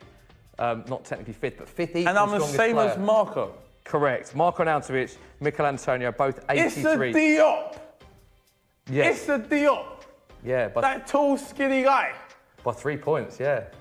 Stronger than... So wait, you're telling me Andy, Andy Carroll then won. Carlos Sanchez. Correct. Yeah, Carlos Sanchez ran into me 2 times. He knows he can't move. Take your word for it. Who else is there? Issa Diop, third. Yeah. And then fifth equal, yourself and Marco Arnautovic. Equal strength, 83. Nah, not having it. They need to sort this out. You know what? Tell them they need to start watching games because I don't think they're actually watching games anymore. Okay, so that's not correct for you. No. I'll say me and Marco are stronger than majority of those, to be honest. Really? Marco's up there as well, yeah. Okay. Should we move on from strength? Because this is a touchy subject. Which 2 players have the joint highest overall rating at West Ham? Manu Lanzini. No. Third with 81. Very close this, to be fair. Marco Arnautovic, correct. First equal with 82. Yeah, great knowledge. And... So there's one other player on 82. Probably Chicha. No. No. Felipe. Correct. Felipe Anderson, Marco Arnautovic, top equal with 82. Third, Lanzini, 81. Tough question, that. Do you think they've got that about right? They're the 2 standout players for you? Yeah, I'll have that. That's decent, yeah. Who is the best player at West Ham, in your opinion, that you train with? I would say James, obviously, Marco. Yeah. He's like the catalyst for the club. Yeah. Everything comes through him and things like that. Training, it changes all the time. There's no one really that stands out. Manu used to stand out, but obviously he's injured right now. So I'm going to give it to him anyway because you can't punish him for being injured. Quickest player at the club? I'll give it to Ryan. Ryan Fredericks, correct. 94, that is impressive. Yeah, he is rapid off the mark as well. So I don't know about over long distance or anything, but off the mark, that guy can turn at pace. So start standing position. Standing position. And would he win if you do sprint tests at the club? 10 metres, 50 metres, all distances? I don't know about all distances, but definitely over 5 to 30 metres, 100%. Really? Put these 3 players in order of pace. Quickest first. Jack Wilshere. Why did you laugh? Jack Wilshere, Declan Rice, and Andrei Yarmolenko. Yarmolenko. Correct. Quickest of the 3. Jack Wilshere, Declan Rice. Correct, yeah. Declan Rice third, 59. Jack Wilshere second, 70. Yarmolenko first, 73. So Yarmolenko's only 3 quicker than Wilshere. He's not that quick. He's disappointed in his card, to be honest, because he thinks he's quicker than that. Yarmolenko, he's very disappointed in it, especially when he saw the pace, because FIFA, it's all about the fast players, so he's never going to use himself. And there are a lot of West Ham players disappointed with their stats. Yeah, everyone is disappointed, to be honest, because you look at it and you're thinking, I'm definitely better than this. I reckon quite a few players here should be on 80. Okay. Easily. Who is the slowest player at the club? Mark Noble. You said that, you answered that very quickly. Mark Noble. Are you 100% right that you've got this one correct? I'm 100% right. I've got this correct. It is correct. Mark Noble, 44. Have you got a word for your skipper there? No, he knows it. Does he know Did you not see when he was through on goal against Everton 2 weeks ago? I did see that, yeah. Oh man, literally the gaffer put it up on the video, and as soon as we saw him on the ball, we were just laughing. Well, the gaffer put that up after he came. Why did he do that? Just to show him? No, so basically he was showing. We obviously watch our games back and stuff like that, but then that one somehow managed to get in there. Correct for his confidence, that, isn't it? So he knows it. Mark Noble knows. He knows. It's like he might as well look like he was running backwards. It was crazy. And does he think his stat is accurate? He thinks that's an accurate. What? He knows it. Right. Okay. We all know it. It's 100%. Mark Noble. Okay. Easy one for you to answer then, that one. Who is the best at passing at the club, according to FIFA 19? I'm going to go Mark Noble. No, not Mark Noble. In your opinion, he's the best passer at West Ham? It's either him or Pedro Obiang. No. Ooh. In fact, neither of them are second. There's 3 players with the same score, 78, second, and there's 1 player on 80. So, who are we saying, Marco? No. Marco's not second Manu either. Lanzini? No, Manuel Lanzini is second, 78. One of the 3 players on 78. Carlos Sanchez? No. Ah, who is it? Okay, I'm going to have to tell you. You're gonna Jack have to. Wilshere. It's obvious. Yeah, I thought you'd Like- get that. I don't even understand how he didn't come to mind. No, that's right, isn't it? His passing is a big asset, isn't it? Yeah, massive. How big a signing was he for West Ham United? Oh, massive signing. Like when you said his sprint rate, he's not quick, but once he's on the ball, he's quite he picks up pace while he's on the ball. So and he's able to bring us forward, find the pass. Like he's a quality signing and great addition to the squad. And reads the game well as well, doesn't he? Reads the game very well. Yeah. Who's better at dribbling, Mikel Antonio or Robert Snodgrass? On FIFA, According to FIFA 19, yeah. I'm saying Mikel Antonio. Correct. Mikel Antonio 78, Snodgrass 76. Very tight again. Have they got that one right? Has FIFA got something right? My dribbling should be better. Okay, so you're still not happy even though you My won that dribbling one? should be better. It should be better. Okay. I'm, But you won it. 78. But you won that one. Yeah, I'll accept that. But Okay. it should be better. Okay. Snodgrass, do you think he should be better than that as well? Snodgrass is good, but he's more of a passer, move, get into spaces type player. He doesn't really beat many players. Finally, which player has the highest potential growth in career mode? So if you're looking at under 21 players at the club, which player has the highest potential growth? In the under 21s? Yeah. Well, player. Is Declan Rice including that? Yes, player who is under 21 Declan or 21 Rice. or under. It's not Declan Rice. Reece Oxford. It's not Reece Oxford. In the under 21s? Well, he's 21 or under in the first team Issa squad. Diop. Issa Diop, yeah, 86. Declan Rice, 83. So firstly, Issa Diop, talk to me about him. Great young player. Great young player, great signing. He's come in, done so well. Even though he's young, he's got that experience as an older player. He just knows the game, knows how to read it, and he's just showing it now. Playing week in, week out in the first team. Got to talk about Declan Rice. Everyone is talking about Declan Rice, all the pundits. Just how good is he as a player? Oh, what's like quality player. Like since he's been involved in the first team, he's never taken a step back. He's just been involved week in, week out. Good on the ball. Obviously, he was started off as a centre half. Now he's managed to be in the whole defensive midfielder. He can play both positions, can't he? Well as well. Yeah, definitely. And he knows how to read the game. He knows how to break it up. He's big. He's strong. So he's definitely got great potential, and we're seeing it now in the games. And competitive. Right, you can see the rest of that interview on the Soccer Room's YouTube channel. It is on there right now. But the games have already started. Kicked off again in the second half. There's rain everywhere. Michael McCubbin, Yes. What has been going on in the first bit of action in the second half? Not too much, but Aaron Moyes just about to put in a corner for Huddersfield. We'll stay with you. Yeah, we'll see what happens here. Early action. Oh, Riveting. Short corner. yeah. And into the box, doesn't look like... Oh, no. Oh. It's another corner. Fantastic. Still not kicked off in our main game, our feature game, Spurs against Cardiff. That's because I think Eric Dyer was changing his boots by the looks of it. Possibly because the pitch looks terrible, Smith. But all our other 3 p.m. games have kicked off. Dave Jackson, let's go to social corner. What are people saying? Yes, I have a question. Would you like to hear it? We would. That's why we've come to you. Cool. It's from Doug2121. He says, thoughts on the England squad. By the way, Sancho has just assisted another. Of course he has. Wow, assist king, isn't he? I believe he's got more assists than any other player in the top 5 leagues. I suppose coming forward here, Smithy Rose into the box. Kane! Save. Oh! It's off the line! Mora's appealing that it's gone over the line. I missed that. Can you talk us through that one, Smith? Yeah, Rose just got away from his man here and got to the edge, whipped it in, and it was a... Great cross. Kane! Good save from Etheridge. He has to score. Fantastic. Great block. Really good So defender. Kane has headed it, Etheridge saves straight at him. Moore has had a chance. Cleared off the line. It's an amazing clearance off the line. Moore is appealing that it's gone over. Of course, it hasn't gone over because the ref would have appeared on the watch. And it's another corner for Tottenham, Smith. It is. Good start. We'll stick with Smith for this. Yes, I say Trippier going to whip this one in on the end of it. Well, it's looping up. Whipped. Yeah, that's away, but Winks is there to keep the pressure on. And I don't know where he's going. Spurs starting brightly in this second half after a disappointing end to the first half. Sun on the ball. Excuse me. Alderweireld still forward. Who have we got at the back? Because could be... You're worried about the counter. I'm worried about the counter, yeah. The famous Cardiff counter. Sissoko's the furthest back. He's been the furthest forward and the furthest back. He's all over the show.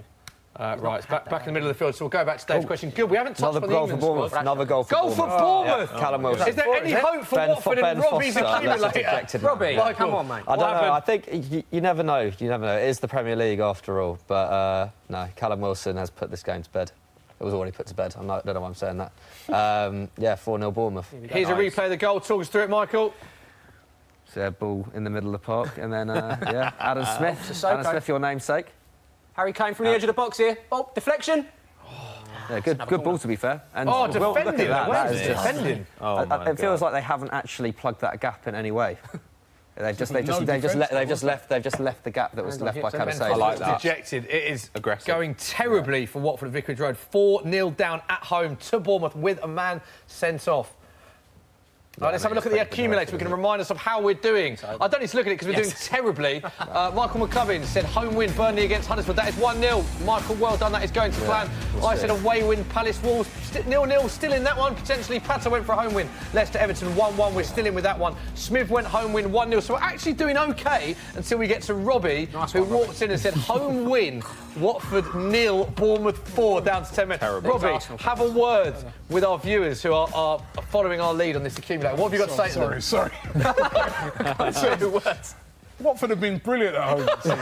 I mean, they're not defending brilliantly today. I don't know what's gone wrong. But Bournemouth, you've got to say, they've been really, really impressive this season. Yeah, I just thought I was weighing it up. They got smashed at Burnley. Most of their best form's been at home. I just thought that Watford would take it, but hey, it's the Premier League. That is the Premier League. Akinfenwa has just scored his 200th career goal. Friend of Soccer, incidentally, and Football Daily, of course. Wickham 2, Burton 0 at half-time. 200th career goal to Bayo Akinfenwa. Wow. Any other action in the other games, Michael? Nothing of note, really. Huddersfield just continue to be on top at Burnley. So I'm still thinking that my prediction might not come in. But aside from that, just Watford having a terrible time, aren't they? So they're not having a great day. They have had better days, that's better. There's just looking at Troy Deeney there. Let's go back to Dave's question about the England squad. Southgate, once again, he loves youth, bringing youth players in. Gone with Mason Mount's in there, Sancho's in there. It's an interesting squad, Rob, isn't it? It is, and I've got to applaud Gareth Southgate. When he first got the job, I thought, nah. Yeah, but I like what he's doing. I like the fact that he's giving these young guys a chance as well. Yeah, signed another contract, of course. Him and Steve Holland till 2022. This is the England squad. There it is. Bessinelli, Butler, McCarthy, Pickford, defenders, Alexander-Arnold, Joe Gomez, Tarkowski, Maguire, Rose, Shaw, Stones, Trippier, Walker, midfield, Barkley, Chalobah, Eric Dyer on the score sheet today, Jordan Henderson, Mason Mount, who has been ripping it up at Derby this season on loan from Chelsea, of course. Harry Winks back in the England squad as well. Forwards, Kane, Maddison, who's been brilliant for Leicester this season. Created more chances than any other English player in the Premier League. Also, Leicester's equal top goal scorer with Jamie Vardy in the league. Marcus Rashford, Sancho for Dortmund, who I believe has just got another assist, as we've said, in the Bundesliga today. Raheem Sterling and Danny Welbeck. Pato, thoughts on the England squad? Well, generally speaking, I leave this to the England fans, but I think it's really exciting that they're shooting a little bit more laterally. I think that Jadon Sancho is probably something they've been missing, and so somebody as well in the 10 position. So Mount and Maddison are really exciting there. That's probably what they needed at the World Cup. It's yellow as well, isn't it, Ref? Yeah, it's a good question. Let us know what you guys think of the England squad and any surprise. Let's talk. We think the England squad's good. Any surprise omissions, Dave? Any players you think? I don't think there's any player that probably should have been in there. I think it's a very refreshing squad. I just say I think we kind of needed a player against kind of like Croatia in like the World Cup that could have actually kept the ball a little bit better. So hopefully, you see like the kind of like kid from Dortmund will be able to come and do Sancho, that and maybe grab the ball and actually run at a player where I'm just trying to go a bit long and try and find Kane, even though... It's only a shame, I think Gareth Southgate's been playing, that not more of these guys get a chance for their club. Yeah, and you look at the squad and there's guys in there that they don't even get a game for their club. Well, Southgate was big on that. In his first press conference back from the World Cup, he made a point about it. He had all the stats about the percentage of young English players that won the World Cup at youth level, under 17, under 20, that have gone on to. I don't think any of them have gone on to start a Premier League game since that. He also then said, I think it's 19 or 20% of the England squad or the players he wanted to pick from are playing Champions League football. It's really an important thing for him. That it's a worry for him, as you said, Robbie, going forward. That a lot of these players aren't getting regular games for their clubs. It's an issue, isn't it? Yeah, I mean, I remember seeing Hudson-Odoi. He plays for Chelsea. Against Arsenal pre-season. And I was like, who's this kid? He's brilliant. And we haven't seen him since for Chelsea. No. You know, and he's so exciting. He was in the under-20s that won the World Cup. Yeah. And he's such an exciting player. And I remember when I was going on, the game was in Dublin, on the way over on the plane, I was chatting to these Chelsea fans, and I remember them saying to me, watch out for these. They go, that's the kid, we're actually waiting to see him. It's like we only get to see some of these players in pre-season. You know, and it is a real shame. And I'm just wondering to myself, how many more of these players are going to be looking at Sancho and saying, well, you know what, let's go over Germany, at least I'll get a game. Reece Nelson's just gone from Arsenal over to Hoffenheim. Had a good start, hasn't he? On loan, he scored in his first game. You know, I think a lot of these players, I think this could be a problem in the future for English Premier League clubs, because they've all got very good, you know, academies now. So they're producing players. If those players come through and then they're not getting a game, they might say, well, let me go over to Germany. Careful. The clubs over in Germany and that are looking at it now and saying, well, actually, they've got great academies. These guys now, it's not the old English players. These guys have got a lot of ability. Let's bring them in. We can get them. Probably they bring a Sancho over somebody like that, pay like a 10, 15 million, keep him for a few years. He does well, sell him back to an English club for like 3 times the money. Yeah, it is a worry, as you say, that the amount of young English players that aren't getting game time. Chance for Spurs, Smith? Yeah, Harry chance. Kane. It's to Kane with his back to goals. They're defending really well, though, Cardiff. They're getting there and they're just putting their bodies on the line straight away. Kane's turned away from his man, though. He's got the shot. He's blocked again. It just shows that English clubs are perhaps not great at talent evaluation. Like when you think about players like Oliver Burke, Ademola Lookman and Reece Nelson, Jadon Sancho, these are players who have not just gone to Germany, but they've gone to Champions League clubs in Germany. And yet clubs like Everton think they can do without them. That seems like a really weird evaluation of the talent that they have to me. You know, when Oliver Burke, when Red Bull Leipzig look at him, RB Leipzig look at him and think, we can get some use out of this guy. And yet West Brom at the time thought, no, he's not good enough for us. That seems very strange to me. I think it's, honestly, this is a problem we're going to see in the future. There's going to be more and more players, especially now Sancho's got an England team. There's going to be a lot of players saying, well... But like, all these players that do the big moves to the Chelseas and the Arsenals and all that, and sit in the youth team or the reserves, the smaller clubs, they need to use that as an opportunity to say, hey, you know, we're going to give you a chance, but they don't. And, you know, we see a lot of them going abroad. And I mean, that is the one thing I do. Chelsea's an interesting one, isn't it? Because their youth setup's fantastic. They've won trebles, quadruples, doubles in all their youth system. Why are they not bringing none of them then make it into their first lost to and they invested heavily in midfield areas, and they've got the young English players that aren't being given that opportunity. Do you think because there's a massive fear of losing in the Premier League? Like they don't want to. Because you see, like managers now, they need to get results instantly. Now. If they, for example, was to go for like some kids that are kind of coming through, even though they know long term that is probably be the future of their team, but they're not allowed that kind of freedom to be able to bred these kind of players in, because if they lose 4 or 5 games on the bounce, they're sacked. You've got teams like Huddersfield, they ain't even got an academy. Yeah. That's why I love the Huddersfield fans. I was up there last season. Goal for Wolves. Goal for Wolves. We finally got a goal in the Wolves Palace game. Exactly. There is the knee slide on the floor. Michael McCubbin, talk us through it. Yeah, good, well-worked goal. Need to see the replay, though, as always. There it is. I'm not great at this. It's going to be his catchphrase come the end of the show. Here it is. See the replay. I think it was Jimenez. Was it? No? That's a good I one. don't think it is. I think it might be Cody or something. No, Doherty. That's a Really good take. Really good take from Doherty there. Nice. He's been really good on the right for Wolves this season. Huge amount of space on the And left. look at the managerial staff there. Nunu Got a good team. embracing. Here we go. I think this will open up the game as well now. It's been waiting for it. It's Sissoko. You just leant forward, Smith. I did, because we was on the break, but then it went to Sissoko and it all fell apart. There's been very little quality in this Spurs Cardiff game. It's not been a classic, has it? Yeah, which is, I suppose, what Cardiff will want going away to Wembley. Suits them, doesn't it? But and Spurs, you know, now into the box for. Are you surprised we haven't seen Lamella for Sissoko yet, Smith? Kane! Wow! How did he get the power behind? That was incredible. How much power he got from a standing position there. Exactly what I thought. leading behind the ball. Great strike, just narrowly wide.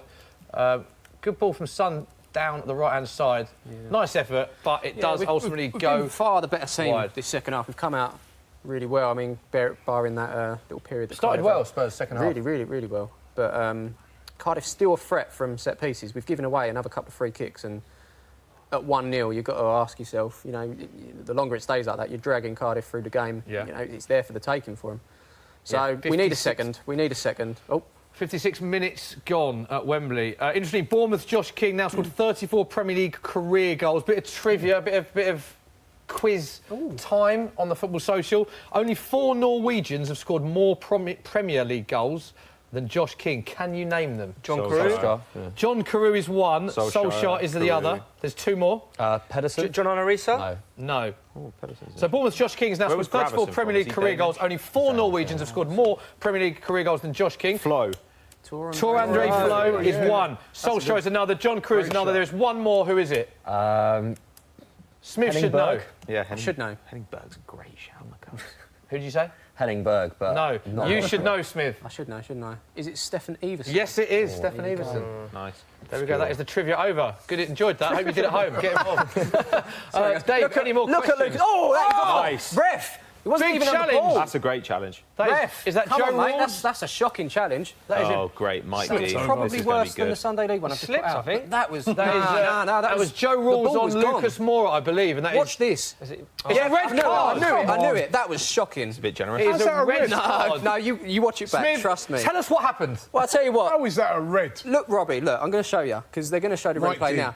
Mora's just showing his pace. They're going to show it down here. No, great. Unless Yeah, it's but he dangerous doesn't play, even it's go not for the red. ball. Look. Unless it's dangerous play. Doesn't even go for the ball. The ball is at least high. 5 or 6 yards away. That doesn't where he make it makes a the red, challenge. though. Unless Yes, it's it does. He's dangerous taking play. No, look. No, it has to be dangerous play for it to be a OK, red. you tell me this isn't dangerous play. Look at that. Oh, it's not dangerous. That is That is yeah, I dangerous suppose. play. It's definitely Foot is not. high. Foot is high. That is Look, right, that is oh, that is high. Ridiculous. Come on. Definite red for Dangerous me. play at all. It's You know fine what that it's that's a red, red? but it's Remember not Granit dangerous Xhaka got sent off for similar. play. It's not. that is a That would never definite be red given as card. dangerous play ever. You think? Yeah, like dangerous play is normally like a foot to a head. Like this is. Yeah, but this- the he's foot gone was across. still- He's gone across him. It's a dirty. I thought it was challenge. just a It's coming clearly yellow, together, but I to be don't fair. know. So you think it's- No, it's definitely a dirty challenge. So I have yellow? to say, You look at where Yeah. the ball is and where his contact I have to is. say for me, Quite lucky to get a red though. that is a red. But where That is is there an element of where that Mora is was and definitely the a other red. Look at where defenders? the ball is. That's what you have to dangerous. ask. Have you got? But I Is he think classing him as He's the last caught in high man? up, innit? you can't. Well, you know, but he's even if over the it's- far side, but even if but- it's the last man, that's Do you know not what a red doesn't card. do like, Rawls it's justice denial of a here goal scoring is he's opportunity. looking at his eyes, red looking lights. at It's a the red card player for me. and the knee and not the ball. What's that for? Harry Kane's gone in the book. I don't know Good. what for. Probably It is a dissent of some very, sort, very but bad challenge. It's really I bad. have to admit, I think that's Terrible a red. referee. Hey, shake my It's a- hand. I mean, No, We've got- I'm not nah. saying that. It's a But I do definite think that's Me and Robbie have agreed on it's something. high up. You have agreed on dangerous. something, yeah. I saw Agreed on Granit Xhaka got sent off for a similar. I didn't think Xhaka No, he should raked be his sent off studs that down the time. back of someone's You leg. got- Like, that's look, a that red. ball is at least 5, 6, 7 yards he away. is nowhere near the ball. He knows exactly what he's doing. Look at his eyes. does, yeah. Straight into, on his knee as well. He's gone to take the player out. gone to we completely know wipe the why, player but out. he's just. Yeah. I think he's been too brutal with that. Definite red I don't know for me. why Harry Kane's Don't know changed why Mike Harry Dean, Kane's though. He's just gone into the book. very angry Spurs players reacting to that challenge. Moore seems to be okay. but After he was sent a him off, there's no nasty point arguing challenge. with the Yeah, referee. no, that's Like, what- it's not going to do anything. Get him, Neil. Have him, What's Neil. Kane arguing about? I don't understand. Neil Warnock's not What happy. more does Neil he want Warnock and than a Mike red Dean card, are you know? still I don't having know. words on the touchline. You can see what happens here with Neil Warnock. No, he's staying there. He's not. That's when you've Sent got him to pace the down the stand. flanks, though, man. You know. Love a bit of pace Yeah. down the flanks. I think we can agree that was probably the right decision, but he's given it anyway. Cardiff down to 10 men, also trail 1-0. Joe Rawls on Lucas Moura, and Neil Warnock is still having words with Mike Dean. Michael, any other action in your games, mate? No, it's never Not going. too much. Watford actually looking all right after going Are they? 4-0 down. 4-0 down. Although having said that, Bournemouth are on the break now. So let's have a look. What's the odds on a comeback? I'm not sure. I don't have those to hand, but I reckon you get pretty good odds. Worth a shout. Worth the shout. Yeah, and Chris Wood has come on for Burnley, We want which Stephen. bodes well because he's scored something like 8 goals against Chris Huddersfield Wood. in his career. So he loves playing against Huddersfield. We'll see what happens with that. But yeah, nothing too much to report on. Be interesting to see how Cardiff shape up now because obviously they had the 2 up top. Are they going to bring one back or are they just going to go for it? Are they going to do damage limitation? Are they going to think goal difference at the end of the season? What do you do? What do you do? They just stick in there. Hopefully, they get a little set piece towards the end Yeah, of the let's game. do that. Let's keep it at 1-0, Woman get a in. corner. Sol Bamba comes up, bang, 1-1. You love a bit of Sol Bamba. Try and get Harry Kane sent off if I was him. Yeah. He's on the yellow. Yeah, he's on the yellow, yeah. Bargain. Like you said, I'm surprised Lamella hasn't come on, though. I cannot believe Sissoko's still on. He's not made that change. Lamela for Sissoko at the minute. He's been everywhere, though. It's the kind of game Lamela would light up as well when we're struggling to get that second goal, but it is still 1-0 to Spurs. Dave, let's go back to Social Corner. Yes, I have a question from Will Lawton, who has said, hashtag Football Social, who is the biggest rivalry in English football? As in which two teams? As in... Well, all of us here would probably say Arsenal Spurs, but the Man United Liverpool one's pretty big, isn't it? Yeah. It's a very biased sofa, isn't it, for Spurs Arsenal, considering. Yeah. I don't know. It depends on your generation, doesn't it? Yeah. Because like growing up for us, like I don't know. I certainly felt like the team I hated the most was Man United as an Arsenal fan. Like that was such a good era of football. Yeah, that time, my that favourite. That decided the title. Yeah. That decided the title. You know, it was like City, United. Like that's not really that important, like for English football until recently. Yeah. So I don't really know. Like I think Liverpool. you got a great point there because it used to be because we were so far ahead of Spurs. You know, even though. Well, it's true. We're not now. You know, it's evened up now, and that's probably why the hatred. Finish. That's a great finish. It went over the bar, just to clarify that. Spurs didn't score.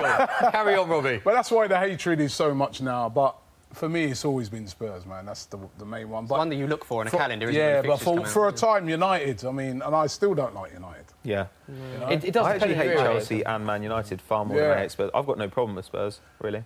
No, I don't actually mind, and especially this Spurs team, I really like because I like Pochettino a lot. Like, whereas Chelsea, I just feel like No, sorry. Chelsea just stand for everything that I dislike as a club, and Man United just scum. Pure For scum. me, growing up, There you go. West Ham was my rival. Interesting. You know, Spurs and West Ham were always. They're They're a bit of a bogey team for you as well. But if you go to the games as well, there's been a red. There is more rivalry at Spurs-West Ham game, like the intimidation of the atmosphere, than there is at an Arsenal and Chelsea game. It's an interesting Wes one. Morgan's been Not sent off for Wesley Leicester. Morgan. Michael McCubbin, Yeah. talk to us. West Ham, yeah. Don't know what's going on here, but Wes Morgan's been sent off, so let's have a look at that. Doesn't look very happy. That's Clearly. twice, isn't it? Here is the replay for you. I reckon. Yeah, let's talk about this red. The other one caused a bit reds of now?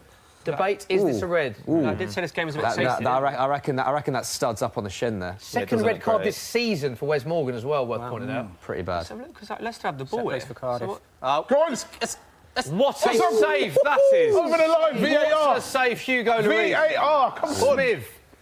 It's a set piece we've given away, and they've got told the you, error innit? this time. What's Hugo the gets set down pieces? really well. That's a lovely ball. Let's have another look. Yeah, it's a great How save. good Has off the Lloris post. been today? by the Michael, way? there's another incident in your game. Huddersfield, what happened? Huddersfield. Oh, well, He came up very Huddersfield quickly. He's coming off of his line really quickly Huddersfield twice. scored. I and was still this looking to save see here, so, whether that Wes Morgan red card was legitimate or not. But yeah, I think Schindler might have scored for Huddersfield. Let's have a look. Here we go. Seeing a replay now shortly of Huddersfield. Badly need a win. One of only three predicted teams this, not to McCubbs. have scored, not to have straight won, there. so in the Premier League this Schindler's season. just got something on that. McCubbin, what happened? Yeah. Ball into the box, and yeah, about 3 different Huddersfield players went for that. Release. So just about sums up Burnley's defence this season. And Schindler got something on it. Managed to beat Joe Hart, so 1-1. It's definitely been coming. They've been by far the better team for a while now. David so, Wagner, yeah. 1-1. All to play for at Turf Moor. 1-1 score draw currently at Turf Moor. Dave, what else have you got for us in Social Corner? There's a question from Shocked Soda 6051, which is a great name. He said, "Are Wolverhampton Wanderers Europa League contenders?" Definitely.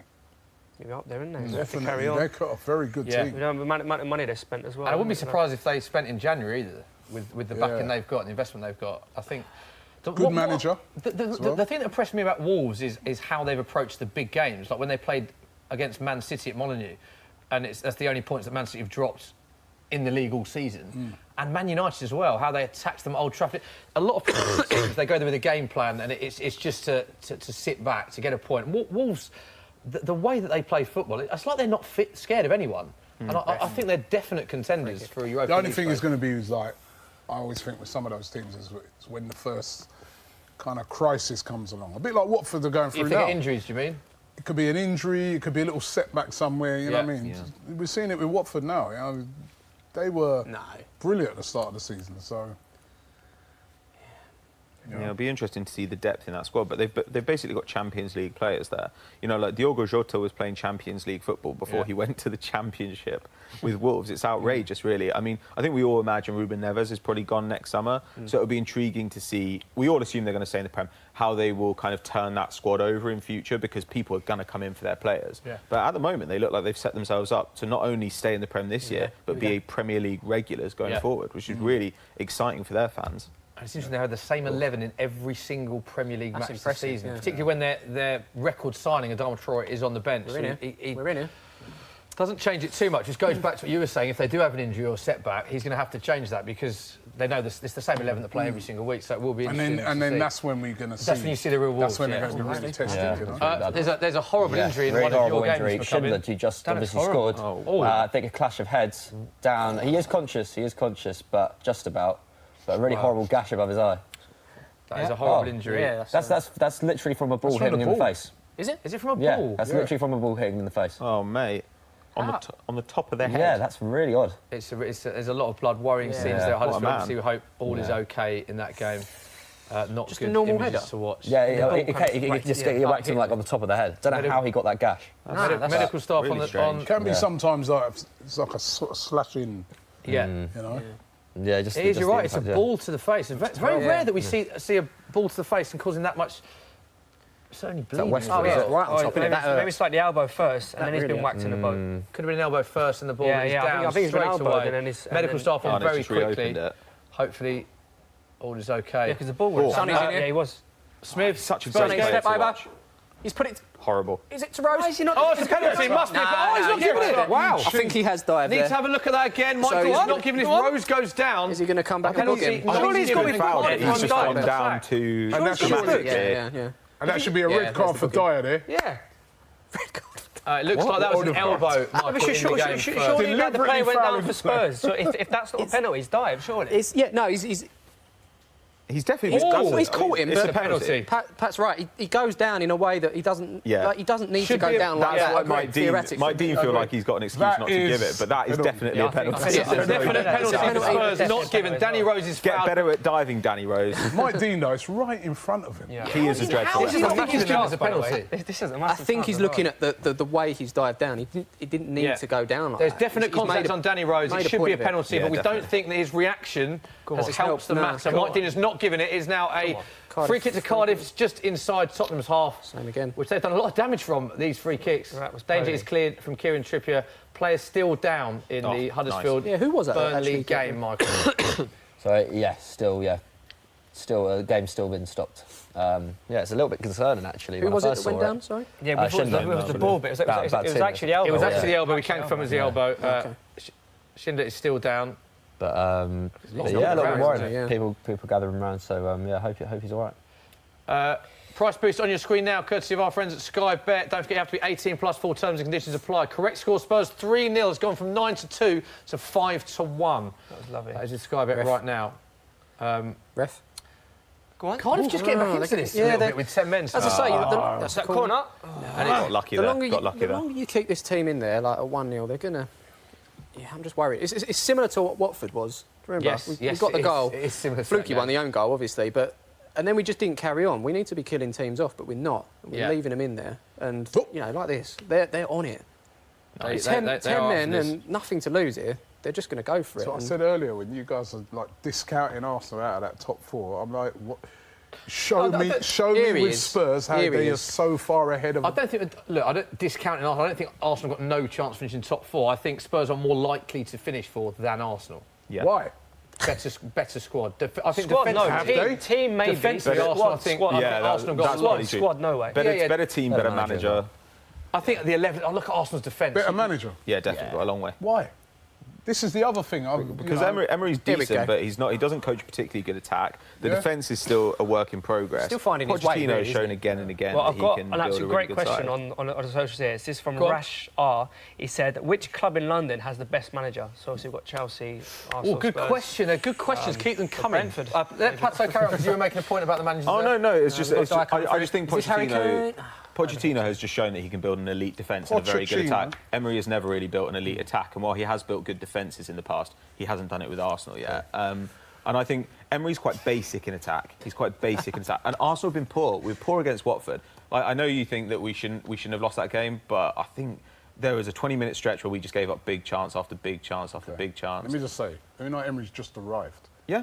He's just got it. But this isn't just based on this. This is based on Sevilla and Valencia and PSG as well. And based on Sevilla and Valencia and PSG, in comparison to Pochettino, what has he won?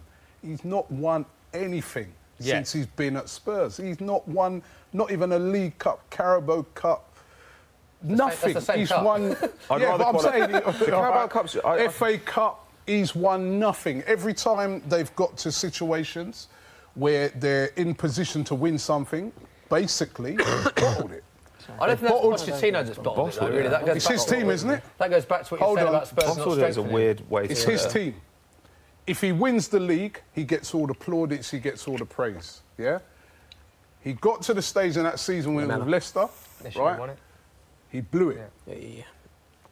The FA Cup, they got to the semi-final, blew it.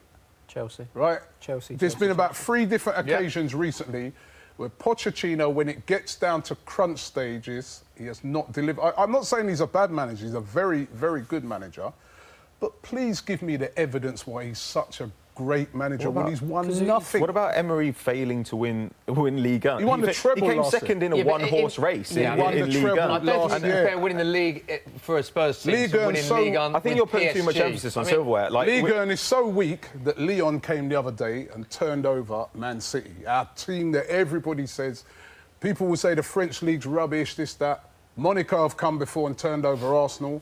Lyon have come, turned over City the other day. It's a lot harder to win the Premier League, though, than win the League. It's a lot harder to win the Premier League, but he won the treble. There's Lamella now.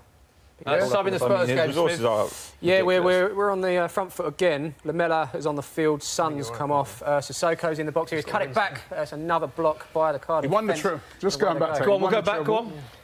With Sevilla, he won the Europa League 3 years in a row. One of those, he beat Klopp's Liverpool after being down, right? What has Pochettino done in comparison to that? Built a squad. Why is he better? Please, somebody give me the evidence. Look at the resources. Lay the evidence on the table. Spurs have been in the Europa League those 3 seasons. Then they probably they had the resources at Sevilla. They had the best director of football in the world, who was finding them great talent every season. That's well, you lot just said earlier how great Daniel Levy was. If Spurs were in the Europa League instead of the Champions League, then maybe they would have won it. They've been in the Europa League. It's a lot easier. They've been in the Champions League. Pochettino's been there mostly.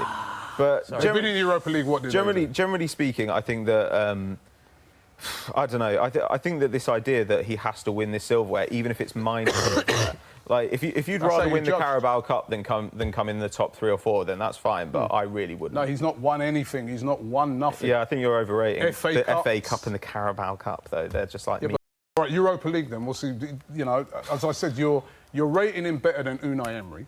Yeah. Just as I said, you can't judge it off of Premier League because he's just arrived. Yeah. And he's doing a good job since he's arrived. He's won 8 games on the bounce. We're on the same amount of points. All right, Spurs will probably go ahead of us today, but it's more or less the same amount of points. There's still a long season to go.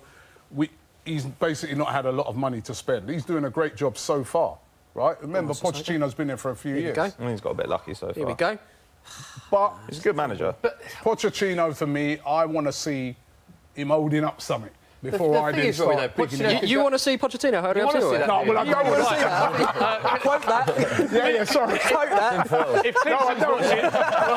Clinton's watching and clips up our social media, clip that up. Robbie from AFTV wants to see Pochettino lift the trophy. Clip that up, put it on social media. See you later. Thank you very much. That job is done. Nice one, mate. Just kind of looking at like the social action, there was a lot of love for Pochettino. Yeah. The thing is for me is that where I can't agree with you, Robbie, is that Pochettino, if he went to PSG, where Emery was, would win the trophies that Emery had. How do you know that? Because Ligue 1 is not. You said he hasn't won anything. No, he hasn't. Pochettino. Probably bottle it. Probably go PSG, bottle it, win. How do we know? Because the evidence it's a lot harder to win the Premier League than it is to win Ligue 1. But then Emery's chief virtue is having been hired by PSG.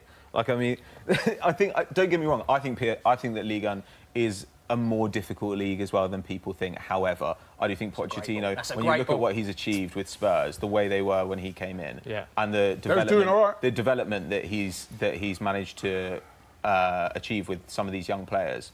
I don't know. Emery is a very good manager, but Pochettino for me is a much better rounded manager, and I think he's probably better in one-on-one matchups. Harry was doing than Emery.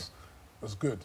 So we're all in agreement. There was AVB between those two. Harry Redknapp, didn't he get agreement? We're all in agreement that Pochettino's better than Emery, but let's not. No, we're not. Dave, how about put a poll out? This is a great time to put a poll out. Yeah, I'll do that now. Adam Templeman loves a Twitter poll, so let's get a poll out. I'll get a poll Who out. is the better manager? Let us know what you think. There is no right or wrong answer. Let us know what you think. Pochettino or Emery. We haven't mentioned Sarri as well. The actual question was London managers. Pato, you're a big fan of Sarri, aren't you? Yeah, I mean, it's sometimes it's difficult to gauge these managers versus one another because they're like different things. Okay, but I like him. He's yeah, a good I mean, manager. he got like what was it, 91 points with Napoli last season. That's pretty remarkable. And I think they were the best team in the league. They're a bit unlucky. No, he's a good manager. Great goal from Everton. OK, go to McCubbin. Sigurdsson again. Absolute banger. Probably the best goal he scored for Everton. Wow, it's a big shout. Really? So you must have seen it then. Talk us through it. Yeah, he just got it, and I think he was about 30 yards out. Genuinely 30 yards out. Sorry. Look at that turn. Oh, wow. And then bang. Oh, what a goal. Goal of the day from Gylfi Sigurdsson. Definitely. I'm with Michael McCubbin there. That is an absolute screamer. Nice bit of skill in the build-up as well. I forgot that he actually did score from nearly the halfway line on his first game in like a Europa League qualifier, but that doesn't really count. Yeah. You're right. I'm going to say that's better. They look like Huddersfield. Their kit's really disconcerting. Yeah, it is odd. He picks it up. It's a lovely little Cruyff turn. Lovely Cruyff turn. That's beautiful. That's outrageous. And he hits it from about 30 yards. He is a man in form. 2 goals last week, of course. And he missed a penalty. He was on for the hat-trick. Top goal scorer for Everton in the Premier League this season. What a goal. Scored a similar one for Spurs against Hull. Do you remember that in the League Cup? No. Very similar goal. No one remembers that. I don't remember. And there's been a sub in the game? Cardiff Hull game. versus Spurs. Sub in the Cardiff game, Smith. Say Schindler as well is all right. He's all right, is he? Yeah, he's Oh, fine. good. Yeah, happened about 10 minutes ago, but then the whole Pochettino. There'll be a lot of injury time in that game. There will be, yeah. Probably It's a about great 5 to 10 minutes. goal from Sigurdsson. Chancellor. And is he like the club captain today? Is he? Sigurdsson? He's on Yeah, looks like it. Yeah. Interesting. Yeah, I think it must be. Yeah, I see. Yeah, top goal scorer in all competitions. Gylfi Sigurdsson, that is his 5th goal. 4 goals in his last 5 appearances in all competitions, including 3 in his last 3 Premier League appearances. He is a man in form. Spurs, half chance. It's not been great from Spurs against 10 men. We're there. It's just that final... They're defending really well, Cardiff, to be fair. They've just made a sub as well. Hoylett's off and Harris is on. Hoylett's is the actual danger man, to be honest, for Cardiff. But he's off. See what Harris can do. Great coaching against 10 men. Yeah, no, honestly, they've... Robbie wants nothing more than to see, in his own words, Pochettino lift the trophy. I hope that has already been clipped up. You love that, do you? I did not say I wanted Pochettino to lift the trophy. I think he even did the movement as well. Please show me him lift the trophy. He said, I want to see it. He's never had one, has he? Dave, we've had some great questions. Any more from social media? I will have a quick look for you, mate. And can you remind people how they can get involved? The poll at the moment, there's already been 115 votes, and it's 70% Poch, and... I'm surprising because Arsenal fans love it. Oh, no. Yes, actually 71%, 29% Emery. But, you know... So Poch is winning... It's a landslide at the well, moment. not like... Yeah, more than a landslide. I think ask that question in 2 years' time when Emre's sort of established his team. And that like Real Madrid when like... Dave, can you remember to ask that question in 2 years' time? I will. I'll definitely. You know what? He's only just arrived, and it's, as I said, it's too simplistic to say that when he went to PSG, he had look at Mourinho, look at the great players he's got at Manchester United at the moment, and look at the state of Man United. So it's not as simple as that. It's not as easy. You've got a lot of egos to manage and stuff, and he still won the treble. Where do you stand on Klopp then as well? Double nutmeg there. Klopp hasn't won anything at Liverpool. Exactly. As well. And he spent more money than Pochettino has. Exactly, and Go on. Come on. We're in trouble, yeah. I mean, he has won 2 league that. and reached the Champions League final. True. Yeah. That's But pretty good. Klopp, If we're talking about managing the Premier League, Klopp does as well. get a lot of... What happened there? That was I think it is the time now for Klopp to win something. You know what I mean? Because, you know, I like Klopp. I would have loved to have seen Klopp come to Arsenal, but then the jury's still out on him as well now. If this season goes past and he doesn't win anything, you've got to start saying to yourself, well, you know, when you're going to, you know, it's all right. It's a question I had in the debate recently, and I'll ask it to you. Who needs to win a trophy more, Pochettino or Klopp? I think Klopp in some ways. Yeah. Klopp is more investment. No, it's not just investment. The reason why I'd say Klopp is because the amount of money they've spent this season, his excuses are less than Pochettino's this season. Because I suppose Pochettino will be able to argue, well, look, at the start of the season, we weren't even able to buy a player. So, you know, that's his get-out-of-jail card this season for Pochettino. Whereas with Klopp, there's no excuses. You know, they've got a great squad now. So he's got to win something this season for me, Klopp. I think also...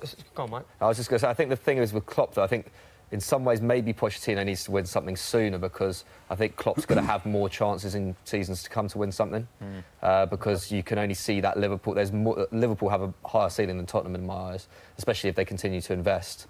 And Klopp classically has stayed for 7 years at every single club he's been at, so likelihood is he's going to be at Liverpool for like another 4 or 5 years, whereas Pochettino, it's not certain that he'll be at Tottenham for that long. I suppose with Klopp, he got to the final of Champions League last season, and there's no shame, I think. Europa League finals, to losing to Real Madrid.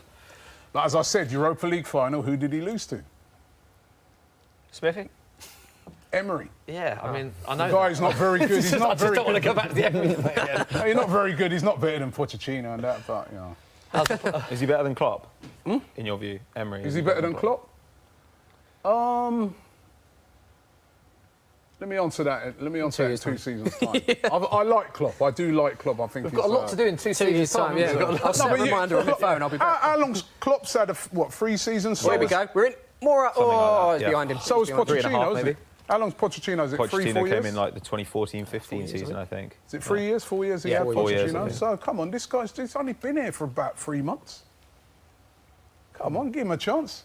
We will give him a chance. At Arsenal, just saying that overall he's not Cardiff as good a getting a bit of joy. Come on. It's all Spurs, but they seem to just be pipping us on the break every so often. Here's Sissoko again. I've got a good Danny question. Rose had a slightly better final ball. You'd probably be 3 or 4 nil up. Yeah.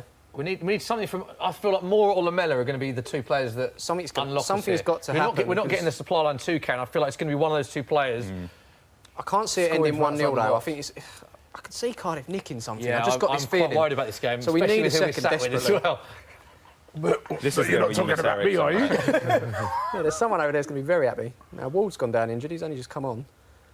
Let's go to Michael McCubbin. Michael, can you just update us on the scores from your games? Because there's loads of goals. Yeah. So Wolves obviously still 1-0 up. Watford losing 4-0 to Bournemouth. 1-0 Leicester Everton still, and 1-0 Huddersfield Burnley. Leicester Everton, who's been the better team second half? Who looks most likely to nick that one? I think it's it's not 1-0. Obviously Sigurdsson scored that goal, had a bit of a Chris Kamara moment there. Sorry, mate. So 2-1. Yeah. It did wonders for Chris Kamara that moment. So who knows what it will lead to? Slightly less entertaining though, but so Everton look more likely at the moment because they're 2-1 up. Okay, so that's the answer to that question. Smith, instant in the Spurs Cardiff game, injury? Injury for Ward, who's, like I say, just come on. Looks like he's going off. I don't know who's going to come on for him, though. But, I'm just... It doesn't look like Cardiff have got 10 men. Do you know what I mean? No. They're doing all right. So I'm just worrying. Who's this? Yeah, it's a little bit worrying. Spurs haven't killed the game off yet, and Cardiff do look quite threatening, especially from set pieces. There's going to be a lot of injury time in the Burnley-Huddersfield game. What are you guys expecting from the City-Liverpool game tomorrow?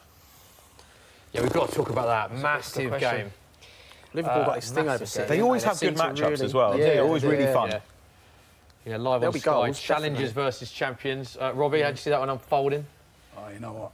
It's so hard to call. I mean, I thought at first I was thinking Liverpool, but because of just what's happened this week with Liverpool losing, I don't know. I just think maybe I'm giving City slightly the edge now. You think? But Liverpool have got a great record against City. It's so hard to go to Anfield when they're up for it. Yeah. You know, it's a very difficult place to go to. So, I don't know. It's just too hard to call for me. Quick stop in the Spurs game, Smith. Yeah, Sissoko's come off. As I say, I don't really know where he was playing today. But Wanyama's on. We know where he's going to play. He's going to sit in that middle and hopefully... Sit with Winks and just get rid. Just take the sting out of the game, really. But like I said, we need that second desperately. So let's see what happens. I'll tell you what's happening. It's Rose that's coming forward here. And he's doing well as well. He's got the free kick there. He has. I'll get that. It's a bit generous. Yeah. Wanyama needs minutes, man. He was so bad against Barcelona, but last season, he and Winks got 1,200 minutes between them in the league, something like that. They played a lot barely again because of injuries and Moussa Dembele is suddenly looking his age this season. Yeah, he's starting to slow very down. injury prone now, but he's still a fantastic player though. Yeah, but he reads the game well. But he's a couple of years ago, you couldn't get the ball off him. And I do fear for his fitness as well, Moussa. Yeah. It's a shame, really, because he's such a fantastic player. The only thing he's lacking is goals. But he doesn't want to shoot. He'll get to the edge of the box and he'll do that little pivot thing and give it away. He's playing deep, isn't he? Yeah. Is this an injury? Is it a free kick for Tottenham? Danny Rose was brought down. But it looks like he might be struggling to carry on. His groin, maybe. He's holding. Spurs have made 2 subs. They've only got the 1 remaining. Yeah. Ben Davies is on the bench. Cardiff used all 3. Ooh. So on that note, while Danny Rose is injured, we'll keep it updated, see if he can carry on. Dave, we've got any more questions from social? We have from Joaquin Hagen Larsen, another great name. Nice. He said, which English team do you think is going to go the furthest in the Champions League? That's a good question. Ooh, another good one. Surely, like, Man City? I don't know, again, Liverpool Champions League finalists yeah. last season. Danny Rose is coming off, incidentally, it looks like, applauding the Spurs fans. Which team will go furthest in the Champions League? I think it's one of Liverpool, isn't it? I think it'll be Liverpool. Yeah. I'm going to go with Liverpool. I think City will go far. Yeah. Do you? Yeah, I think City will go far. Who do we think are favourites to win the Champions League? I looked at Barcelona midweek and I think they are the team to beat. They've been in the Champions League. They've been pretty bad. They've been bad in La Liga. Last couple of games. They've had some bad games. Lost and recently. drew. But they look incredibly deep this season. Got a sneaky feeling this season for PSG. Have even though I know that first game they looked very poor against Liverpool, but I think they could be one of those teams that get better as the competition goes along. Yeah. If they I think, Lost and to Juventus Liverpool, as well is another team with Ronaldo in there now. I think Juventus, one of those two, could have a great shot. Man City 9-2, incidentally, Champions League favourites. Really? Yeah, talk about PSG. I don't understand how. Kick in, but free kick here. Oh! Barca 5-1. I don't so Man City, the ref, all over him. okay. I don't understand how Man City are the favourites. You don't understand that? I do think they have the best squad in Europe, though, I think. They've not done well in You Europe. do have or they? you don't? No, I do think they how are they the Smash favourites? it, but For me, you think they've got the best squad in Europe? Yeah, definitely. Except in central midfield, they are a little bit thin. If A little Fernandinho bit, yeah, gets maybe injured, Real that's Madrid a have it problem. over them there, but like Bayern are always very good. Yeah. I think Juventus. I think watch out for them this season. Now they've got Ronaldo in there as well. Buffon would love that, wouldn't he? Spend his whole career there and leaves, and then Juventus win the Well, he's at Champions League. PSG as well, so he could have a... Yeah. Juve third favourites, the 11-2 incidentally. So Man City bookmakers favourites. We are into the last few minutes. This is worrying times as a Spurs fan. Sat with so many Arsenal fans. I'm not enjoying this, Smithy. Not enjoying this so far. Got to give credit to Cardiff with 10 men against Spurs at Wembley. They're battling. They've put up a good display. They've got nothing to lose. They might as well lose 2-0, 3-0, and they're going to go for it. Treating it as a little cup tie, aren't they? So cutaways of Neil Warnock might be there. able to get a point out of it. This is what they did against us, and honestly, they could have had something at the end. But I think in that one, we were pretty good value for the win. But yeah, just kept going. I think Cardiff have been... You don't want to say surprisingly good because I still think they'll be relegated, but people were talking about them before the season as being kind of on the Derby County level of historically bad, and they have not been that. No. They have been competitive. It's the fight they've got. Also, I don't think we'll see that level. I mean, Derby, the points, I don't think we're going to see... It's a bit of a freak. It is, isn't it? I don't think we're going to see that low points. It would be Ben Davies is on for Danny Rose, incidentally. That is the third sub for Tottenham Hotspur. So both teams making full substitutions. Spurs playing it around at the back, which is quite nerve-wracking at the 90th minute. Trippier lumps it long, which also isn't great, actually. It's not been impressive by Spurs, you've got to say. No, I think we can all agree that. It's not been a classic Spurs performance. And the pitch is looking terrible as well. I thought they would have thrashed. Yeah. It's the pitch's fault now. Well, if they get out of 3 points and no injuries is probably a result of Spurs at the moment. Well, Danny Rowe's gone off injured. Well, we'll see. I mean, but it looked like it was just a knock. Little niggle. You hope. Yes, it's a good point. It's another injury concern. Didn't look like it was a dreadful injury on Danny Rose, but it's another concern for Pochettino, who already has 5 players unavailable to him, and Danny Rose has now got off injured. Dave Jackson sounds devastated with that news. Dave, any more from Social Corner? Yes, let me just have a quick read of it before I ask it, because it might be something we shouldn't be saying. Yeah, good point. Interesting. Okay, yeah, no, I can't actually ask this. I'm really glad you did confirm that and not just read it out loud and go, oh, live. Oh, dear. Okay, it's quite an interesting one. Who got the better deal out of Arsenal Man United with Mkhitaryan and Alexis swap? Robbie, got to go to you first. Two players that you've seen a lot of as an Arsenal fan. Well, we got the better deal because, all right, Mkhitaryan hasn't... He's been OK. He hasn't been outstanding, but he's been OK. But Sanchez has been dreadful. What do you put that down and to? Also, Sanchez was on fire for Arsenal. Also, let me just say, as part of that deal, we would never have got Aubameyang if we hadn't have done that deal. Right. So that's the other part of it as well. Yeah. So we come out of it smelling roses. You know? But do you think Sanchez is? You've seen he is a great player. It's going to be a matter of time when he does turn. He's a great player, but I don't know what the other guys think. But I kind of felt towards the end of the sort of last season, he started to look like a player in decline. I remember there was somebody in his last season at Arsenal.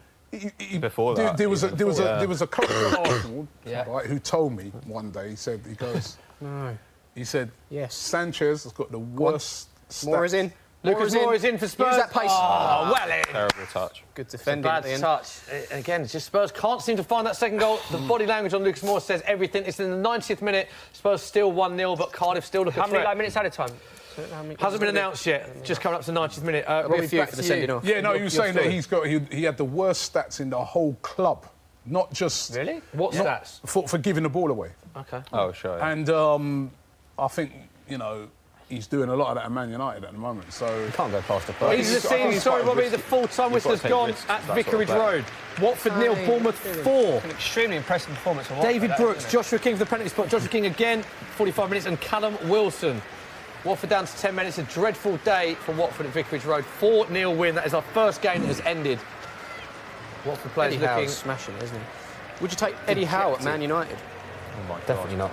You wouldn't, no? Well, but why is he not profile? Done a high fantastic profile? job at Bournemouth. Why not? You know? United need a top. we go. United need at least a top 10 manager in the world, I've got a question and for you. if not top 5. I've got a question. It's not a Eddie Howe is nowhere near the job that that he's done. calibre. I can't see Eddie Howe being a Man United manager. I've got The job why he's not? The done. first season they've had a passable defence. They've been terrible defensively. Let me ask you this then: is Pochettino any better than Eddie Howe?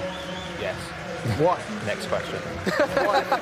Why? Eddie Howe wouldn't be able to develop Harry Kane into the Southampton player were he is fantastic under him. He's turned Spurs into a regular Champions League side. He can coach defence. He can With coach the- an attack. with Eddie Howe can't do at least. With the budget that 75% Eddie Howe of the has, things I with just his work, look at how he has his teams playing.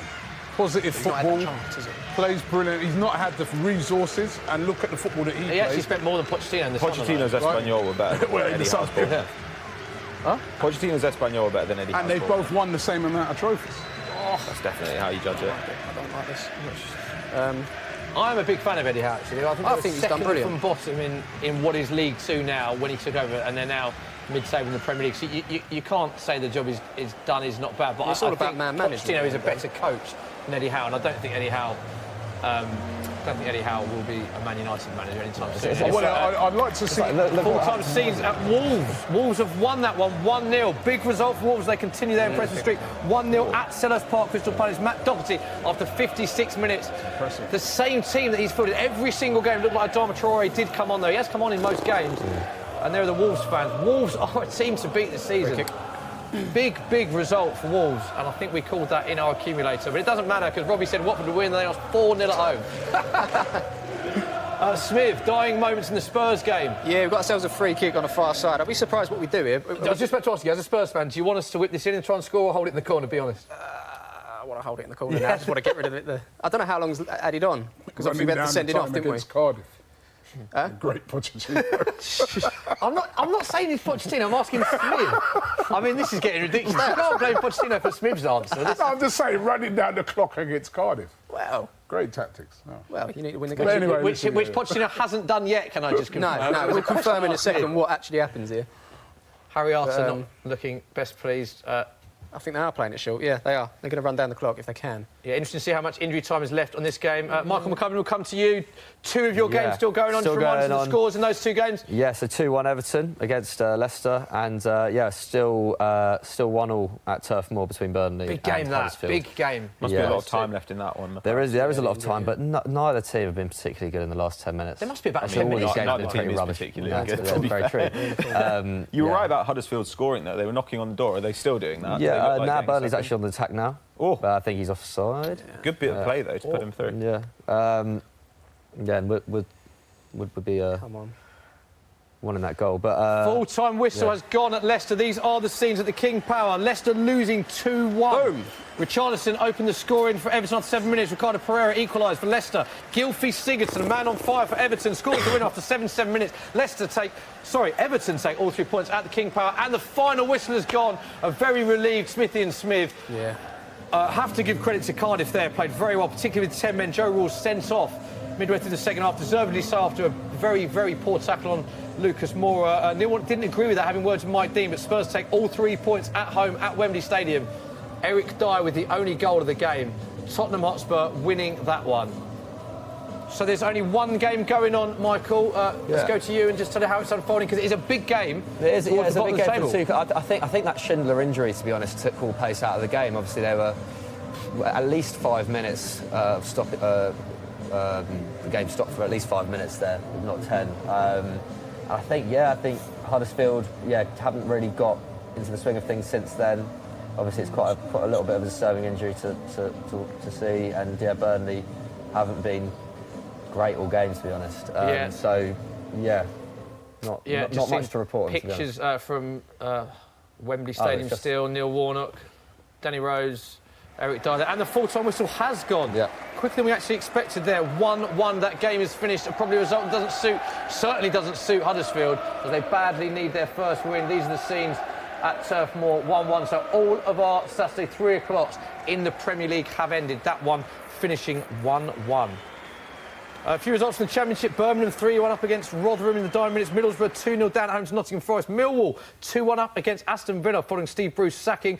Norwich 1-0 down at home to Stoke. Preston 3-0 up at Wigan. QPR 1, Derby 1. Sheffield United 1, Hull 0. Swansea 2, Ipswich 3. West Brom thumping Reading 4-1. Reading in big trouble there, as Swansea have just scored. Swansea 2, Ipswich 3. Result from earlier: Leeds 1, Brentford 1. At the top of the table, Leeds looking very good this season under Bielsa. We can have a look at our accumulator. Here is how we got on. Shocking. Michael McCubbin said home win. Wrong. No. Burnley 1, Huddersfield 1. I said away win. Correct. That wasn't away win. Wolves narrowly beating Palace 1-0. Pato, you went home win. Leicester Everton. Wrong. Everton ending up with all 3 points at the King Power 2-1. Smith called it correct. Said home win. Spurs 1, Cardiff 0. Robbie, home win. Watford 0, Bournemouth 4. Any words, Robbie? Need to get Pochettino in. That one. Very good. This is the Premier League table. The thing that jumps out there, as you see, Man City top with 19 points, equal with Liverpool on 19. They play tomorrow live on Sky Sports. Challenger versus champion. Spurs up to third, but they have played a game more than Chelsea, who also play tomorrow. Bournemouth up into Eddie Howe. Bournemouth live fifth. Fantastic job that he is doing, above Arsenal, who also play tomorrow. 15 points from 7 games. Have a look at the bottom of the table. It makes for bleak reading. Cardiff, Newcastle and Huddersfield. The only 3 teams in the Premier League without a win. Newcastle 2 from 7, Cardiff 2 from 8. Man United in the bottom half of the Premier League. Pato enjoyed that. Oh, that's awful. Oh, that's horrible to see. Wow. Good day of football. Michael, come to you. You had the tough job of watching all 4 games. Yeah. What was most enjoyable for you? I think Leicester-Everton was pretty enjoyable, mainly for that Gylfi Sigurdsson goal. Loved that. And I thought Watford's capitulation at the hands of Bournemouth was quite amusing, actually. That was pretty fun. And Josh King got me the points in fantasy, so I'll go with those two as my picks of the day. But Burnley-Huddersfield was actually quite an interesting game as well. But I'd say, Palace-Wolves wasn't great for the neutral. I think it was largely quite a cagey game. So, a little bit disappointed. Great job in the armchair fan. Thanks for updating us with all those. A big game in the Championship tonight, live on Sky. Bolton versus Blackburn. We can cross live to David Craig and Danny Higginbottom, who are there now. Yes, Smithy, welcome to the Northwest and welcome to the University of Bolton Stadium. The scene this evening for Bolton Wanderers versus Blackburn Rovers. Here with me to enjoy the game is Danny Higginbottom. Danny, people looking at the fixture list today, to be fair, might not have picked this out as a huge game, but in these parts, this is a huge day.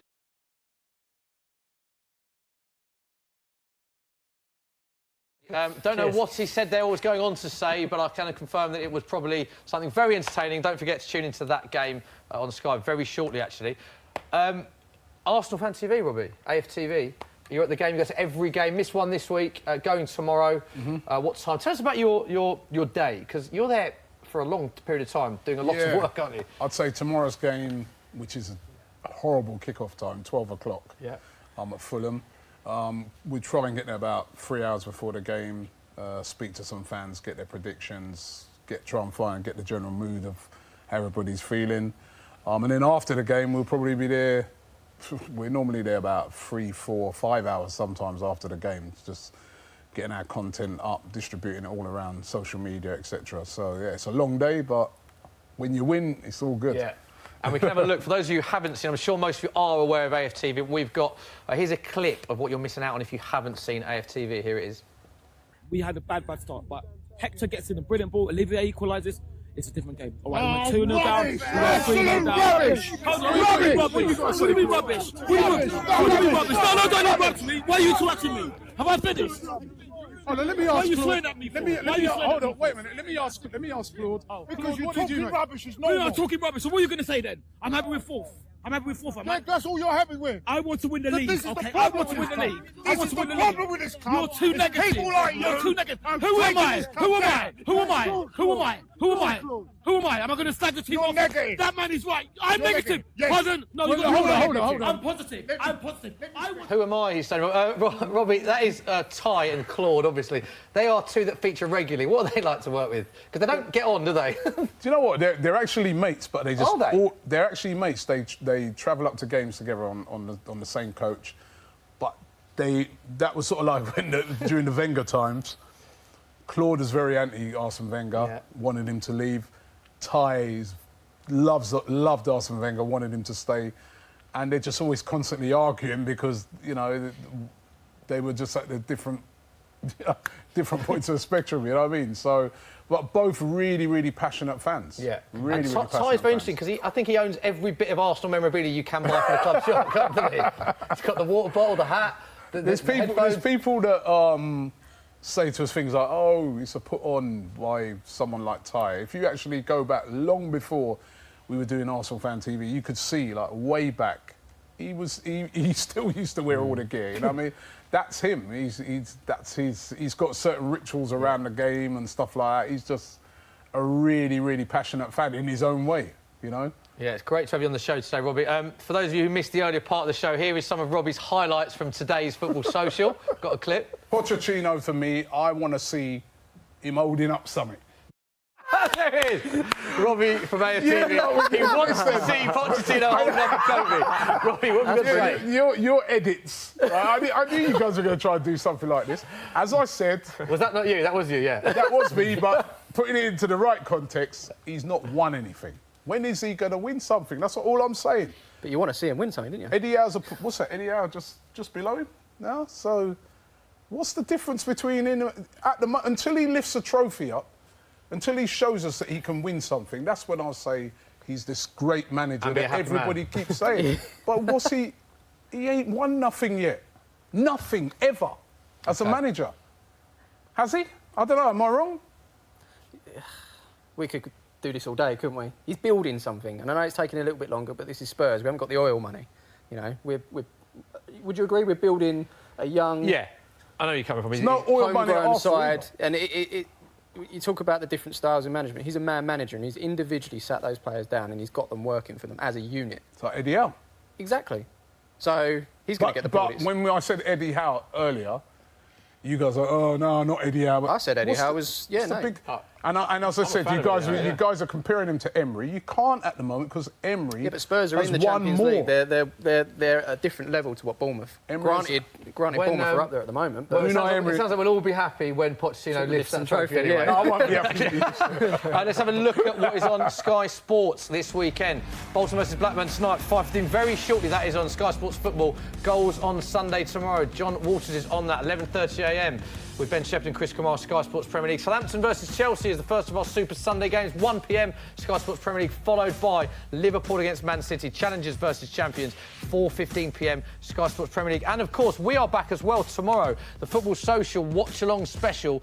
We have got Football Daily guys, of course. Dave, you're back in tomorrow, aren't you? Back, mate, yeah. As well as Sean Gota, Man City legend, and Emil Heskey, Liverpool legend. We will be on Soccer M and Football Daily's Facebook and YouTube pages live from 4:15. That is almost time, almost end of the show. Gus, it was a good show. That's Smith. Thank you for coming on. No, thanks for the invite, Did you enjoy the Spurs win?